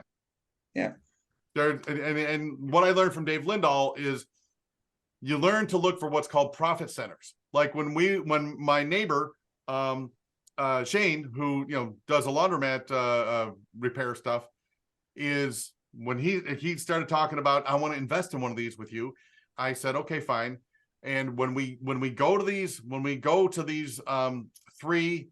laundromats, which we did on Sunday, when we walk in, look for a Coke machine, a Pepsi machine, and a snack machine in the middle. We walked in, 2 of them had 1 soda machine and it was broken. Wow. Both soda machines in both locations were broken. We went over and looked at the soap dispenser where you buy soap. Empty. One of them was empty, the other one was broken. Lost the money, revenue right there. Boom. These are profit centers when you walk in. Yeah, You know? bottom line, yeah. Yeah. The other one, the one where the guy wants to give it away, the open sign was hanging from a string. Management. And that one where he wants to give it away for free, all set up for wash and fold service. Nobody there. Doesn't have anybody that does wash and fold. That's a whole. I mean, I spoke to a couple who I called them up to buy their coin operated laundry here in Lakeland. They've owned it for 50 years and they bought it from their parents. Or maybe 40 years and they bought it from their parents. And they told me the coin operated laundry is the loss leader for the wash and fold service. They make 75% of their income from the wash and fold. Yeah, have somebody in there that folded for them. The property over in Castleberry has a small but loyal list of wash and fold customers that I get to buy that business along with the coin operated laundry. Bottom line, free money. But again, see what I'm doing? It doesn't matter if it's coin operated laundry, it doesn't matter if it's an apartment building, it doesn't matter if it's a single family house. In each one of those scenarios, you got to know what to look for. Yeah. You're driving by, oh, bad roof, tall grass, busted window shaker in a house that should have central air, gutters hanging off, porch light on in the middle of the day. Those are the profit centers in a single family house. Yeah. Subject to 2%, 3% mortgage. Mhm. A lot of equity that they're willing to wait for. And what are the profit centers on the deal we're looking at?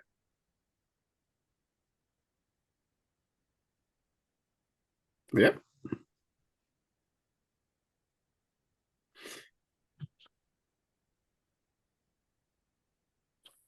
So anyway, what else can I tell you? What challenges are you guys having? Because trust me, none of this is easy. No, it's not. None of it is easy. You know, ooh, I got a great lead. I got a great lead. I got inbound leads coming in right now. Oh, by the way, let me give you an update.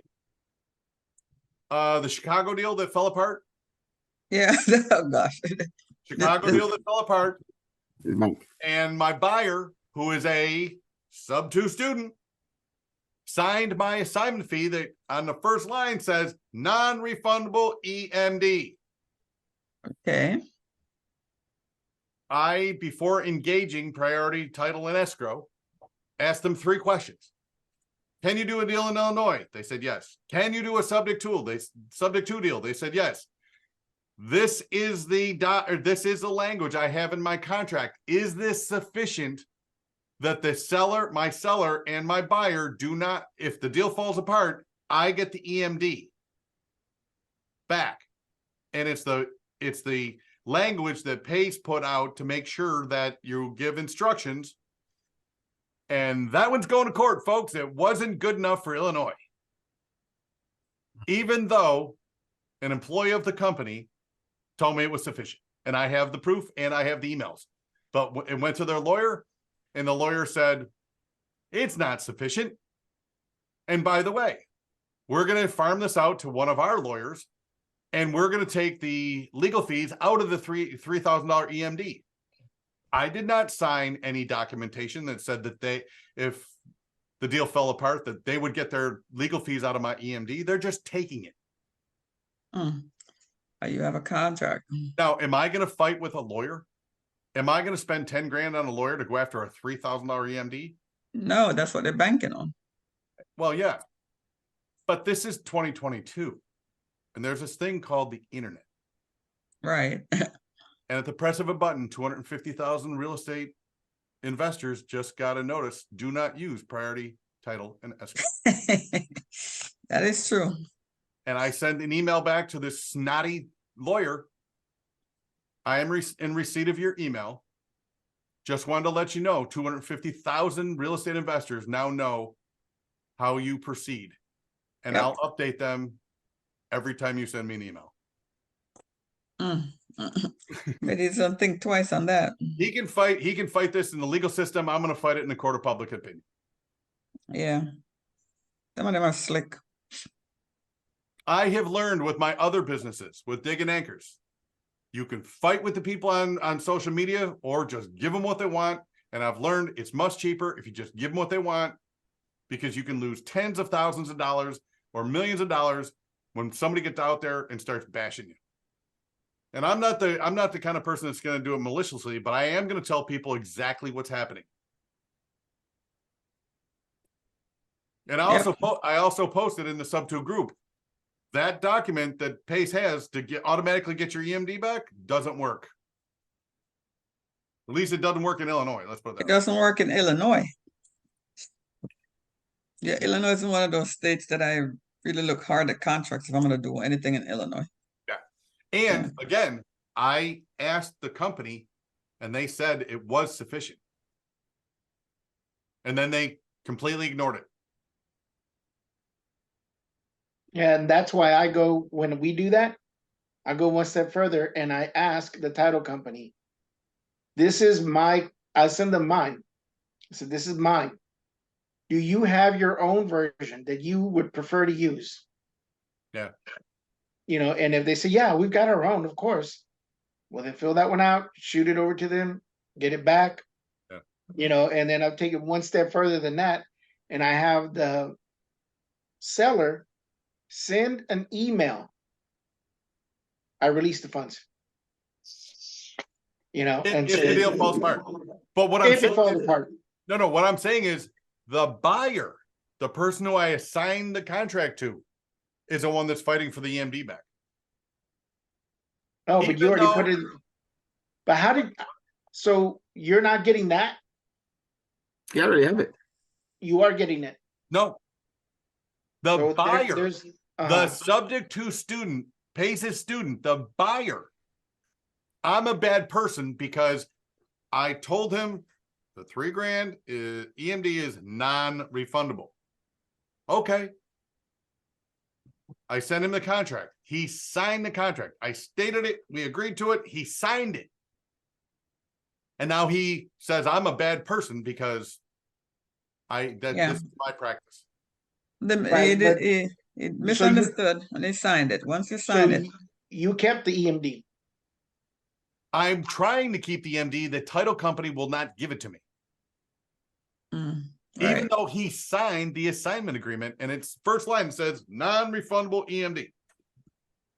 Wow. What they're doing is because he's contesting it, they're going to turn it over to one of their lawyers who's going to eat up the $3,000 EMD. I get it now. I get it. Except I did not sign a document that said that they would be allowed to do that. And again, is it in their fine print? There is no fine print. I didn't sign his contract. It's British contract. I've never signed a contract with them. They never asked me to. Oh, okay. But again, am I going to spend $10,000 on a lawyer to get a $3,000 EMD? See, that's what the lawyers do. They make it so expensive that you don't fight it. And by the way, I have called 8 different law firms to try to get this seller to close who refuse to close. None of them will take it because it's not a big corporation. It's only a $150,000 house. So you fight it in the court of public opinion. So you fight it in the court of public opinion. Okay. So I want to let you know that my world is not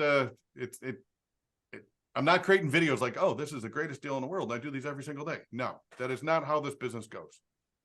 Ups and downs. Ups and downs. Some days I have good days and some days I have bad days. Yesterday was a good day. Friday was a bad. Yeah.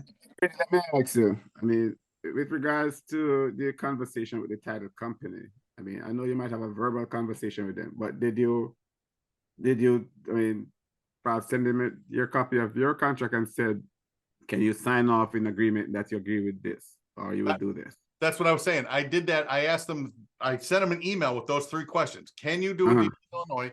Can you do a subject to a deal? Yes. Have you done subject to deals in the past? Was part of it. And this is my language for the EMD. If the deal falls apart, I automatically get the EMD back. It doesn't go to the seller and it doesn't go to my buyer. It goes to me, the signer. And they wrote back and say yes. So you have that in writing. I have the email. They wrote back and said yes. Okay. So yeah, it's documented. And by the way, I sent that documentation to the lawyer, to which he said, well, we are in receipt of it, but we're a neutral party.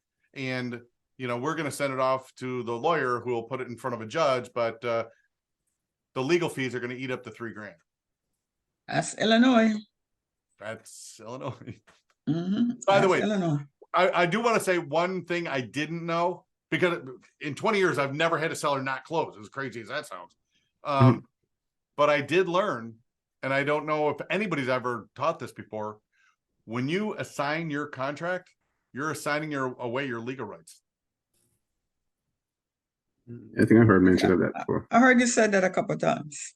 So I might need to engage a lawyer here and say, can I add language to my assignment agreement that I retain the ability to sue the seller for performance? Or if I assign my rights away, do you assign all rights away? I don't know. But that's something I learned. when I like I said, you know, with the contract that I gave you guys, my contract has come from making mistakes like this. So what I'm looking now is, you know, can I prevent this from happening again in the future? Yeah. When you find out, let us know. Absolutely. Absolutely. So would you say this is a one-off, that this is not common? This is 1 in 100, 1 in 1,000? Yeah, I'd say that. Whenever. I'd First say that. one. Like But I said, seeing I've as- never had a seller not close. Seeing as how it's your only one in Chicago, so you're betting 1,000 with those, right? So that it will not go through. Yeah. Because the seller refused to close. Right. And just to go back, got the property under contract in June. The seller wouldn't provide clear title, so we had to take the title company took an extra month being able to prove they had clear title. In August, the seller started saying, hey, this is longer than I want this to go on. I want you to make my mortgage payment this month.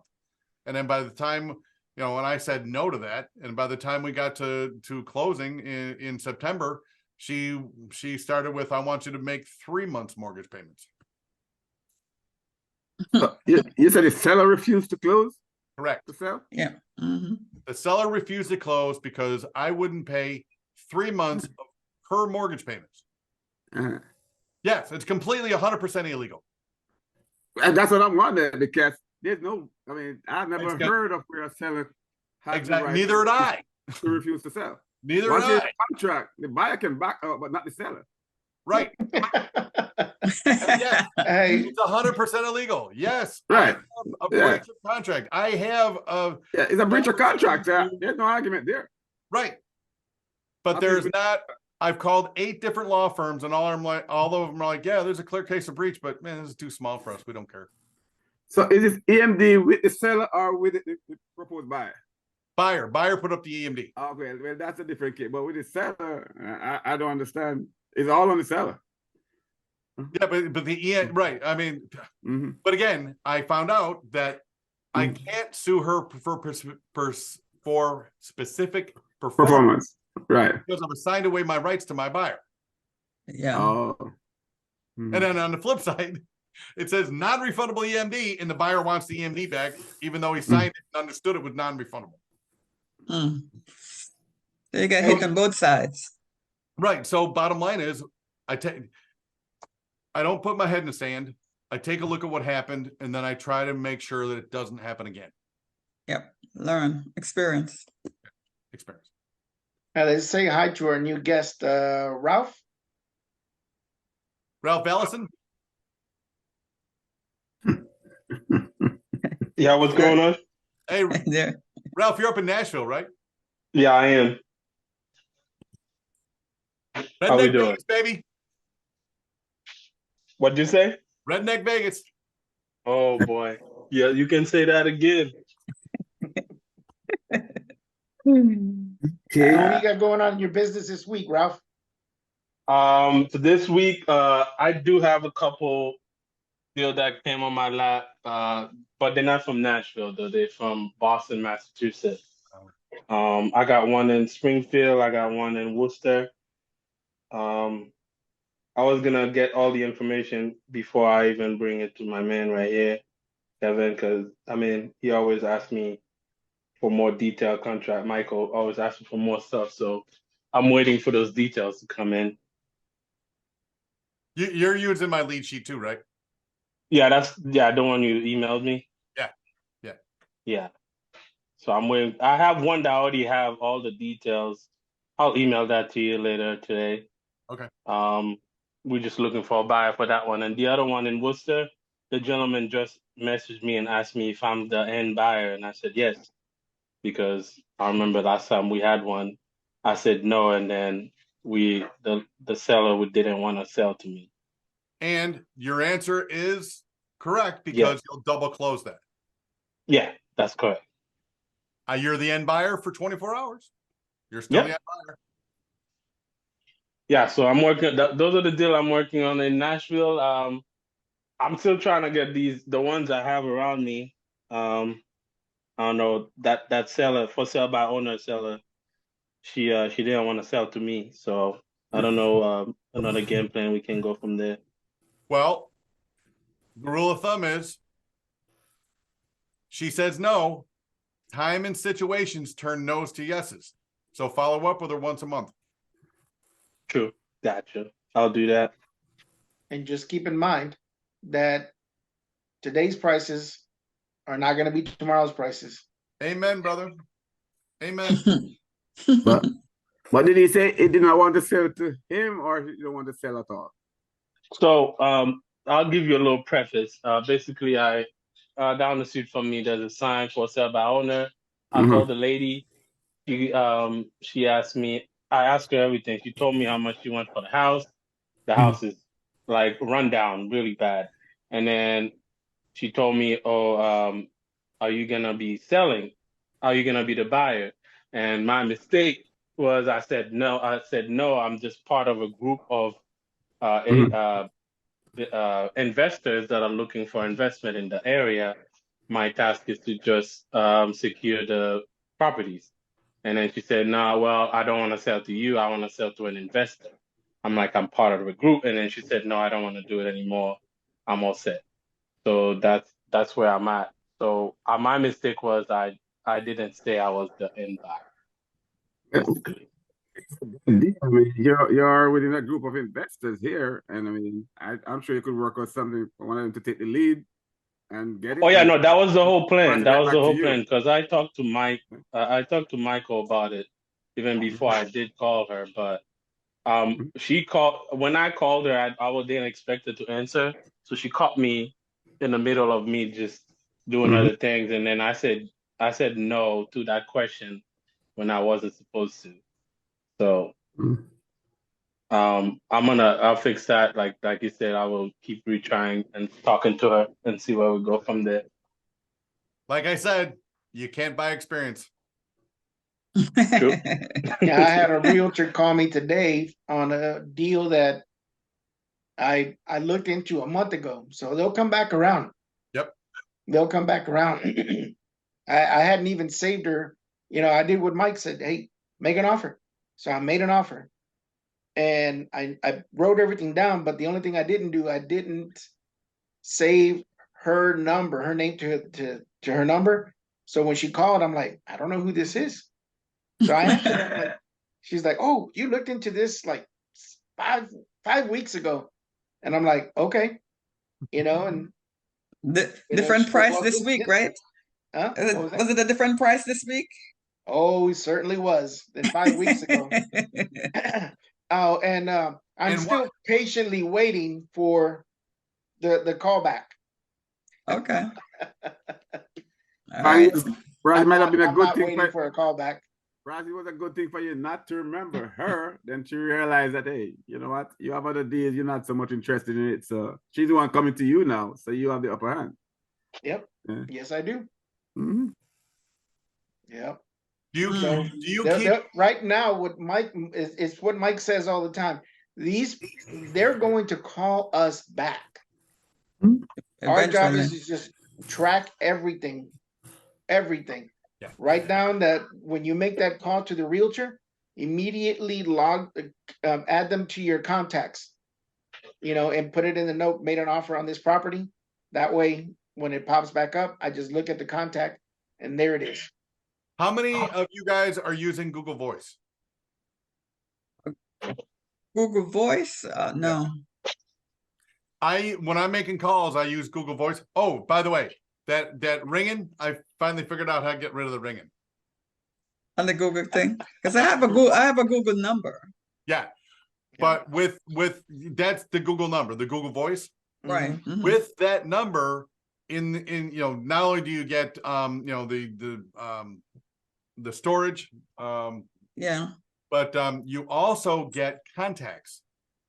So every time I call a realtor and then I, you know, text them over, hey, listen, I'd like to make an offer on your property, send me your email.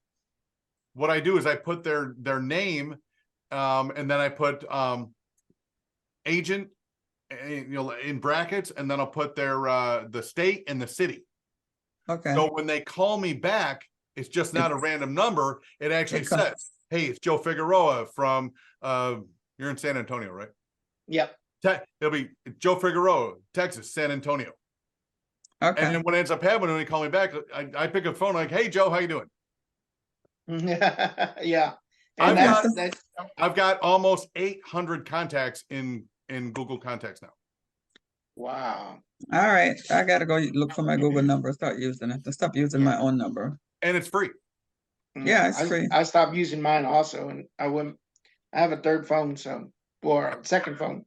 But what I'm saying is when they're calling back on that Google Voice, it'll let you know who's calling. Yeah, they do. Mm-hmm. But you know, I'm gonna put that down to show you how I do that. I'll create a video. Okay. Not a video we're supposed to get from Mike. Okay. Where do I get this Google Voice from? Just go to Google and ask for a Google phone number. Free number. Yeah, it's easier if you have a Gmail. Yeah. Yeah, they do. Yeah. Joe Walton, you have a Gmail, right? Oh yes. It's included. Including Okay. you get a free number. Yeah. You get a free Okay, phone. by the way, I should give you all my Gmail. Put it in the chat. Let Put it in me the chat. Okay. Yeah. Put it in the chat. Yeah, I'm doing that right now. And I'll let you know because you're new. If you got any questions, feel free to text me or call me. If I can answer it, I will. If I'm busy with something else, I'll get back to you as soon as I can. Okay. And that policy is going to stand till all of a sudden, I'm answering phone calls all day long, and then I'm going to have to not. Okay, Joe. I won't be able to call you because I don't have your information. So. Joe, did you hear what he said? He said, "Don't call Carol, call Mike." Well, I can't call Mike. I don't have Mike information. That's what I'm saying. It's in the email you got earlier. Don't worry. He said, "Don't call Carol, call Mike." That's what he's been doing for the last 3 weeks. What do you think I've been doing right now? When I say I'm gonna put my email address in there, I'm trying to get their own. Yeah, we usually I'm asking for their email. yeah. The whole purpose of this group is we all help each other. Yes, we do. Yeah, and if we don't have the answer, somebody will find it and give it to us next week or in the week. Yeah. I love this group. All right. Hold on, I'm sending my thing out. Yeah. and there's Joe's right there. So you have Joe. Let me put mine in there because we have Ralph who's new to Ono. So let me put mine in as well. Oh man. Man, I'm just trying to. Anyway, I think we got laughing and joking, but I think Ralph, were you done? Did you get everything in? Oh yeah, I did get everything in. I'll send those over to you maybe next week. Okay. We can go through it. If I remember correctly, and maybe if you send me a text to remind me, I've got a buyer that's buying in the Northeast. We do. Yeah. So And Ralph, I have a new partner, and they're loaning in Nashville. So I would love to hear more. Okay, perfect. So for single family, we're doing single family. So are you loaning for fix and flips, or is that buy and hold? What kind of lending? it's for fix and flip Okay. In Nashville? in Tennessee, the whole state. In Tennessee, okay. You have a lender, huh? Yes. Yeah. That sounds good. That's Joe Figueroa. Yes. Right? Yes. My contact information is right there, and all you have to do is just save the chat. It's in the bottom. Go to your chat, and there's 3 dots down there. Hey, what happened to where'd it go? It's right there. I'm using on dots down on the bottom here. It's not. That's the meeting group chat, but I don't see on that. It's If usually you're at in the the bottom. mobile, Huh? yeah, if you're in the mobile, I don't think you'll see. I'm on a laptop. you should I be able don't to. see it. I mean, It just says the 3 dot just says more. When you press more, it just says delete. Hey, what happened to the chat? Huh? I don't know. All right, Carl, let's save it. No, we can't save it. It won't let me save it. Okay. And that's the first, because normally you have the buttons at the bottom. Yep. I'm able to save it. Okay, Okay. good. I don't have the docs anymore. We don't have the dots to send it, so you Mike can changed? send it to us. Yeah. Did something change? I don't see Yeah. any dots down here. It's no I'll- dust for us to save it. I'll email it out later after we're done. Thank Okay, you. thanks. All right. All right. Thank you, guys. All right. Thank you very much. And Thanks, Ralph. I appreciate the welcome. Hey, And, we haven't heard from Alexis tonight. What's Alexis up to? Is he still driving to Texas? He's always driving.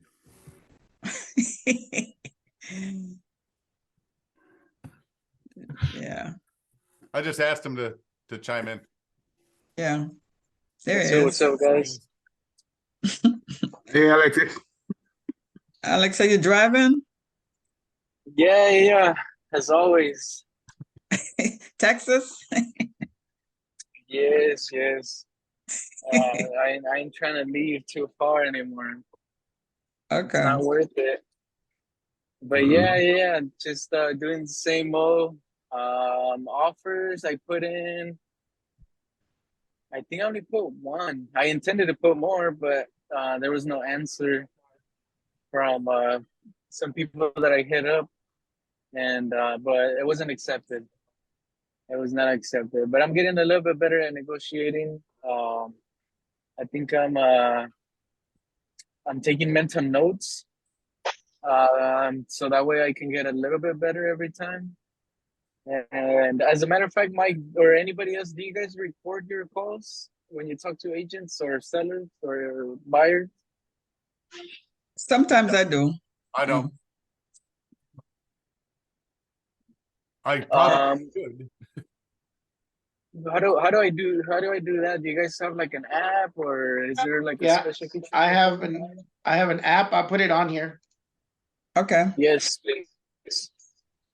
You can just use your Because cell phone app. I've heard from people that live off conversations that it's always good to go back and listen how you talk and just coach yourself. Or let me see, gotta make sure I save the chat. But actually I closed my first deal just a couple weeks ago. What? Yes, I closed my first deal. To be honest, I had to lean on Keegley on that one because I could not, the agent wanted me to exclusively go see the property, and I just could not make it out because my truck was broken down, so I was not leaving to Dallas. And so I hit up Keegley, and they were like, "Yeah, man, we'll go look at it. We'll take pictures." So they did. They helped me lock it up, and then we just split the difference. So it was a 50-50. I couldn't have done it without them, and they wouldn't have gotten that deal without me either. So, All right. What was your end? 5K. That works. 5K. Yeah, Wow. it was actually a pretty high sale. We sold it at like 70% of ARV. Really? What? Yeah, And it was tough. It was 5. Wow. What That's was amazing. What was the purchase price? The purchase price, the lockup price was $390, and it was assigned at $400. And the ARV was like 560, I think, or something like that. But I don't know. I think that the buyer maybe saw something that we weren't seeing, because originally the agent wanted us to, give the seller more than $390, because he was seeing like a super high ARV, like in the 650s or something like that. But I mean, I checked before with Keegley. I went with somebody else, and they told me the same thing, that I was not out of my mind, that the ARV was only like 560, maybe something like that. And the agent was seeing like a 650, so he was like 100 over ARV. And I don't know, maybe that's what got that buyer to buy so high. Maybe he saw something else, like a higher ARV, but he took it at 70%. Actually, a little bit slightly higher than 70%. Yeah, it's actually Like 70. It's actually 71.4. 71.3, yeah. Yeah, he But bought it high, man. in today's world, take the $5 grand and run. Yep. Yeah, man. That's awesome. Good Yeah. job, Alex. Excellent Alexis. job. Thanks, guys. Mhm. Good job. Good job. Thanks, guys. But yeah, it took me a lot of follow-ups with that agent. I had been following up with him since February. So, Mm. so yeah, Persistent. took a lot. Persistent. Yeah, it took a lot. So I'm getting a lot of off-market stuff sent to me, but man, these agents are out of their mind, or they're over-promising the sellers, and it just makes it impossible. You know, like there's not a lot of gap between what we need to offer and what the agent promised the seller. So it's tough, man. It's tough. Not gonna lie. And the Yeah. reason why But is there's a couple of things going on. Inventory is super tight right now. And prices are ticking down 1% a month. And these, if you've got a 6-month listing and you're halfway through it, that means that property has lost 3% of its value. That's, and if you're desperate to get a deal done, you're going to tell this, you as an agent are going to tell the seller anything that they want to hear to get the listing. Yeah. That's Yeah, why that's that's true. why we're all running into realtors that are crazy. Here's I'm calling on listings that are over 100 days, and the realtors, 2/3 of them are like, oh, we're waiting for a full cash offer. Right. Yeah, Michael, I was about to say something similar to that too. When he said there was not a gap between, you must remember the realtor trying to get the deal, so they're gonna make it look rosy for the seller. Yeah. By trying to tell them that they're gonna get this price for it. When in reality, they cannot get it, because once they get the deal, they lock that seller in for 180 days. Yeah. Right? And the other thing probably you can use to counter that too, you're going in where you're gonna cut out this realtor fee. So although there might not be a gap per se, but the fact that you're not using a realtor, the seller gonna end up having more money in his pocket, even at the same price. True.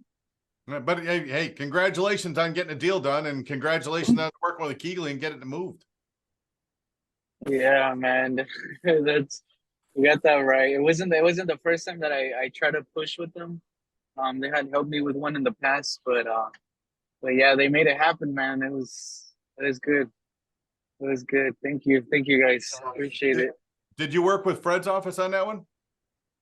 No, I worked with Jeff's office, not directly with Jeff, but with one of his guys in the office.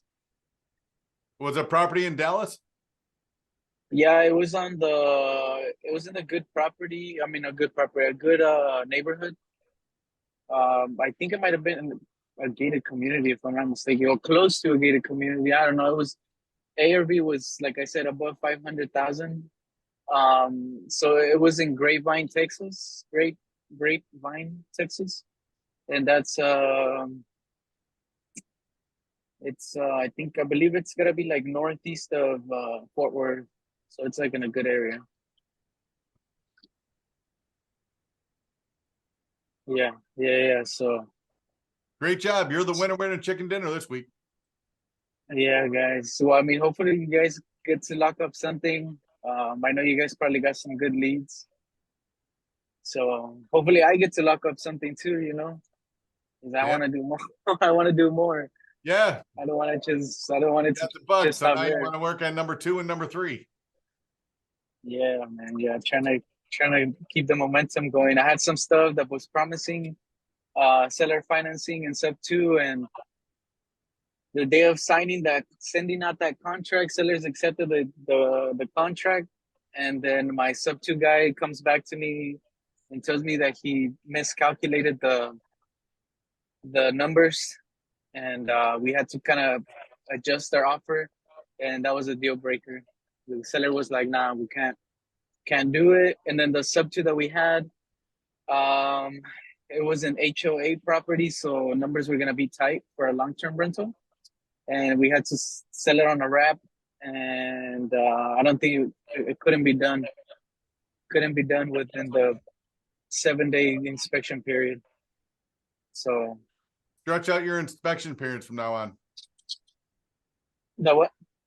Make your inspection periods a minimum of 10 business days. 10 businesses. That'll give you almost 2 weeks. Okay. Just put in the word business days. All right. All right. All right. Business days are Monday, Tuesday, Wednesday, Thursday, Friday. So with 10 business days, you actually get almost 3 weekends. Oh, yeah, true. If there's a public holiday in there, you get another day. True. Yeah. And if you put in the word business days, most realtors won't catch that. All right. I'll make sure I make a note of that. Yeah. For the next ones. So Yeah, also we do can that make with some your EMD also. Yeah. Oh, I don't even put a date of when the title company is going to get the EMD. And That's most people gloss right over that. That's good. Yeah, because we just closed on something, and they like to push it. The sellers and the realtors push it to Friday, so that Monday, it needs to be in there. It needs to be here now. But if you put business days, or like Mike said, don't put any date at all. Yeah. What you're doing is you're artificially putting a lot of pressure on yourself. okay. And I think that's what a lot of keep in Go mind, ahead. a contract is just an agreement between people. Everything is negotiable.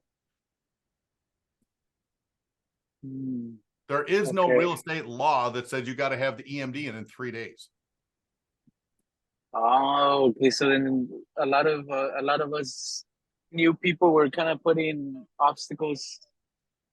unnecessary obstacles in front of us Right. with that whole EMD thing. Right. Yeah, And- because and you're- it's in there. It's right there. They put the words in there, but like Mike said, you can negotiate that. That's right. That's true, man. I never thought of that, and that's because the first time I got a property under contract that I had to cancel. I remember in the contract it did say EMD, to the title company, but we didn't disclose when. So we never even put EMD, and then we couldn't sell the contract, so we canceled. But I don't know why it didn't click in my head. So you guys are bringing it up right now that we didn't even put a date, so we never turned in EMD and just canceled without anything. This doesn't happen very often. I'm like right now I'm working San Antonio on the 100 days on market. And that's just probably going to last another day. But the thing about it is I would say of 100 realtors, one has got back, said you got to use the Texas real estate contract.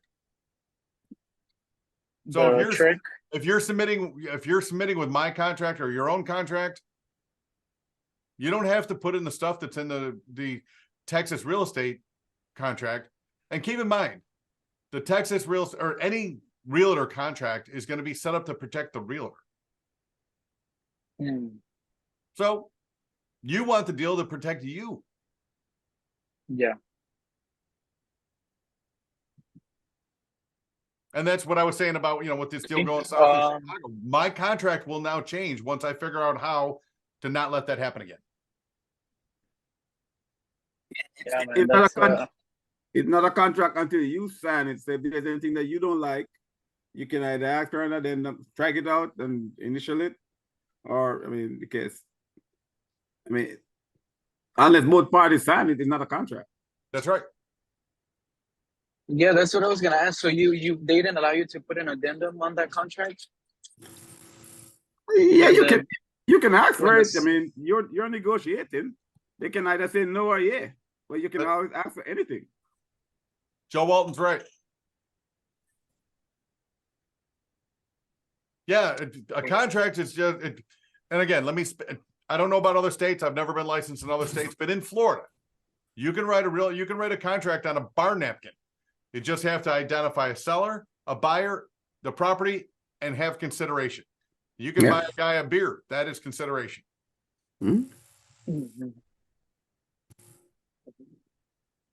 Now, again, I can only speak to Florida, but that's as simple as a contract can be. And it would be legally enforceable because it is written down and agreed upon and signed. And there's a consideration. Yeah. Consideration could be $1, Okay. $2. Yeah. Yeah, and the only reason that realtors want you to put down $1,000, $2,000, $5,000, I mean, is just to make sure that you don't run away for no reason. Yeah. Yeah. Yeah, I And just, I sometimes, just, and sometimes in your interest too, it's, I mean, it depends on how competitive the market is. Sometimes the seller will look and say, okay, that one put down 1,000, that one put down 2,000. Sometimes the seller tend to drift towards the person who put down more. Sometimes. If you both have equal contract. And again, that mentality is for retail sales, which is what 99% of realtors do, is retail sales. What we're doing is we're working with sellers with problems. And if the problem's big enough, they will agree to damn near anything. That's right. What was the Alexis? What was the motivation on your deal for the guy selling at 390 when the property was worth 560? It needed a full remodel. It wasn't like no hoarder house, super distressed, but it was I never saw it. Like I said, I never saw it because the agreement was that he wanted me to go see it and take pictures of it myself. Before, we went under contract and all that.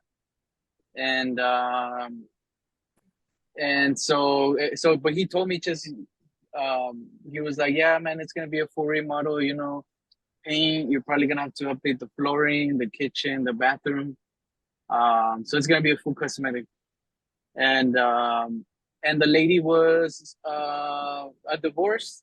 She had already settled with him. They had already settled the paperwork and stuff. So as soon as they sold the house, I guess they were just gonna split the proceeds. So that was settled. The motivation was divorce. Yeah. Because actually I had gotten the lead. The agent called me himself. He's like, hey man, I know you've been following up with me since the beginning of the year. He's like, I got this property coming up. It's a divorce situation. But he called me like in June, and we didn't put it under contract till August. So yeah. That is a classic case of follow up. Excellent job. Yeah. Thank you, Mike. Thank you. I keep trying, man. I have some that keep promising me, but it's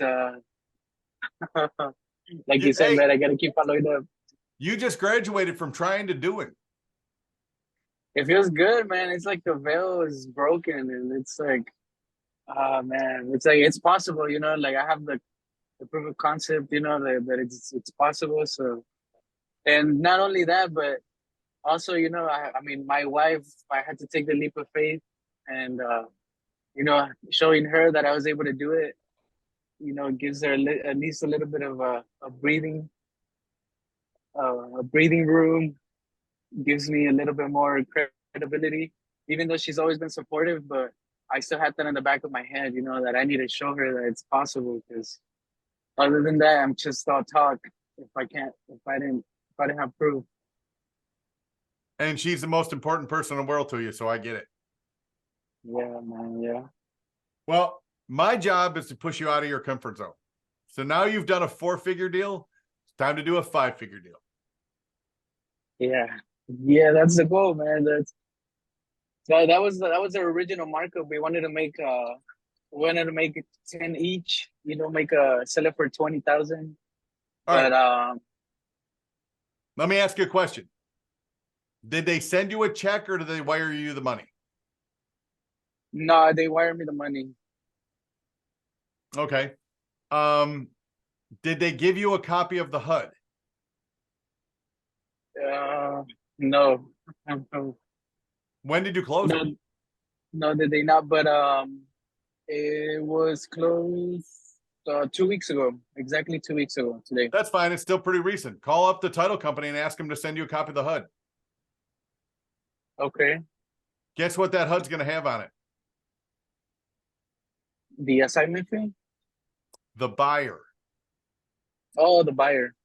You Okay. have a serious buyer on your hands. Yeah, and if he buys that high, I mean. Now you know where I'm going. He goes on your buyer's list, dude. Okay. Especially if he bought this as a fix and flip. Oh yeah, it was. It had to be.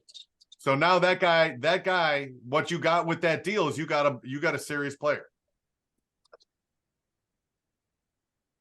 And I was trying to look up the on Privy to see if the history already shows of who bought it, but it doesn't show it yet. And if I guess it's too. if it's a fix and flipper, it's probably going to go into an LLC anyway. Okay. That's what I'm saying is go back to the title company and find out who the buyer is. All right. All right. That's And how you since- build. That's how you build a buyer's list. And it was off market, so you're not gonna see that information in Privy. Right. Oh, really? Yeah. Oh, I didn't know that. Yeah. Okay. That's a good one. That's a good one because my goal was to track them down, but using Privy. So now that you tell me that, You're a part of you assigned the contract, right? I have homework to do. Yeah. Well, I was JVing with Kigley, so they're the ones that helped me put the contract together. But you signed the contract, the original contract, right? No. I didn't sign the contract. Oh, well, anyway, if you're on the paperwork anywhere, you should be able to contact the title company and they'll give you the information. Yeah, because title has my info, has my info and everything. Because it was my first deal, so Kigley didn't have any info on me, so I had to send them like my W-9. There you go. Yeah, you're a Yeah, party yeah. to the transaction, so you should be able to get a copy of the HUD, which will have the buyer on it. Okay. Alrighty, then I have homework for tomorrow.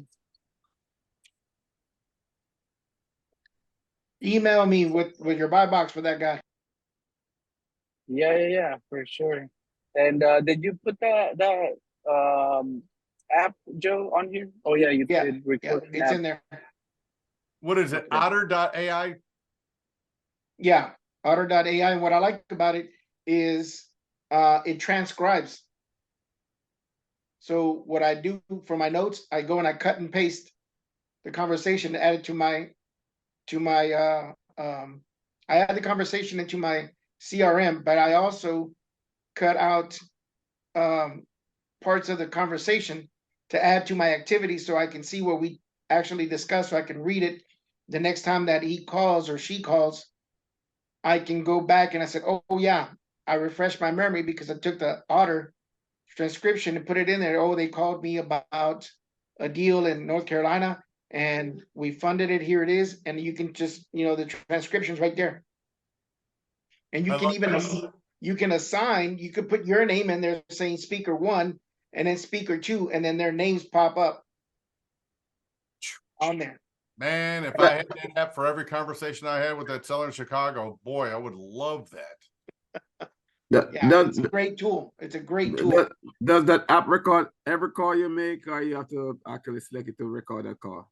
Well, you got to go in and push the button every time. Okay.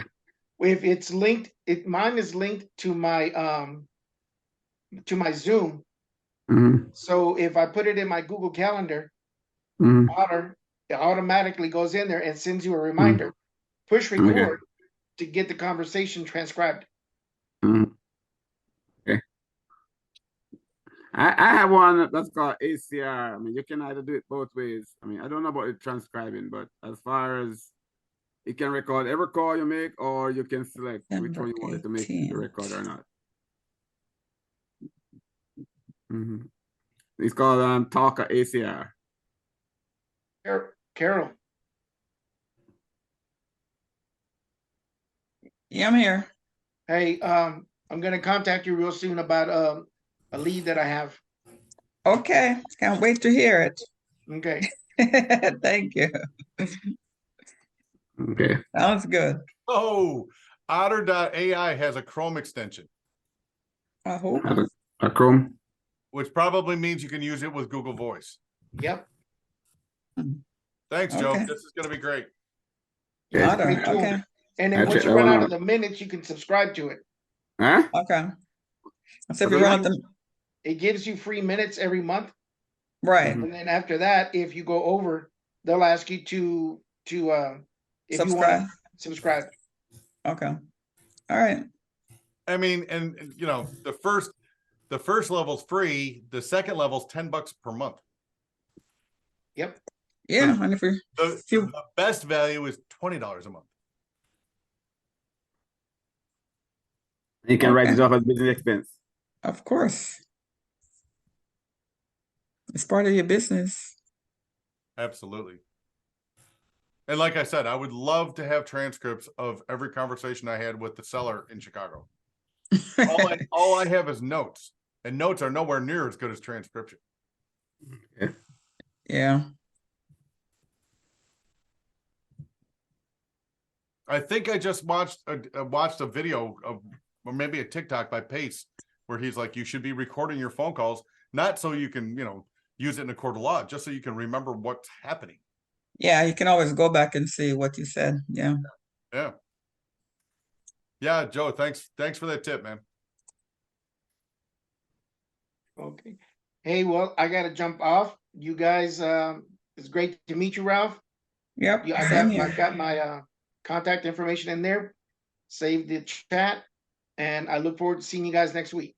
Monday. Yeah, and Michael's gonna send us a chat because we can't say that. I just saved it just now, so yeah, I'll get rid of all the useless stuff that's in there, and I'll email it out to everybody. Thank you. Appreciate it. Much Thank you, appreciated. guys. And just to Have let a you great know, day. just to let you know, we're back on every Monday. I just had to go to Right. my other job on Monday nights. Okay. We'll see you guys just- on Monday and we'll talk to you in a week. Just to give you an Bye, idea, guys. just give you an idea what I was doing is No. the Bucks were playing the Eagles on Monday Night Football, and I'm actually on the crew that waves the American flag and the Bucks flag pregame. Oh, okay.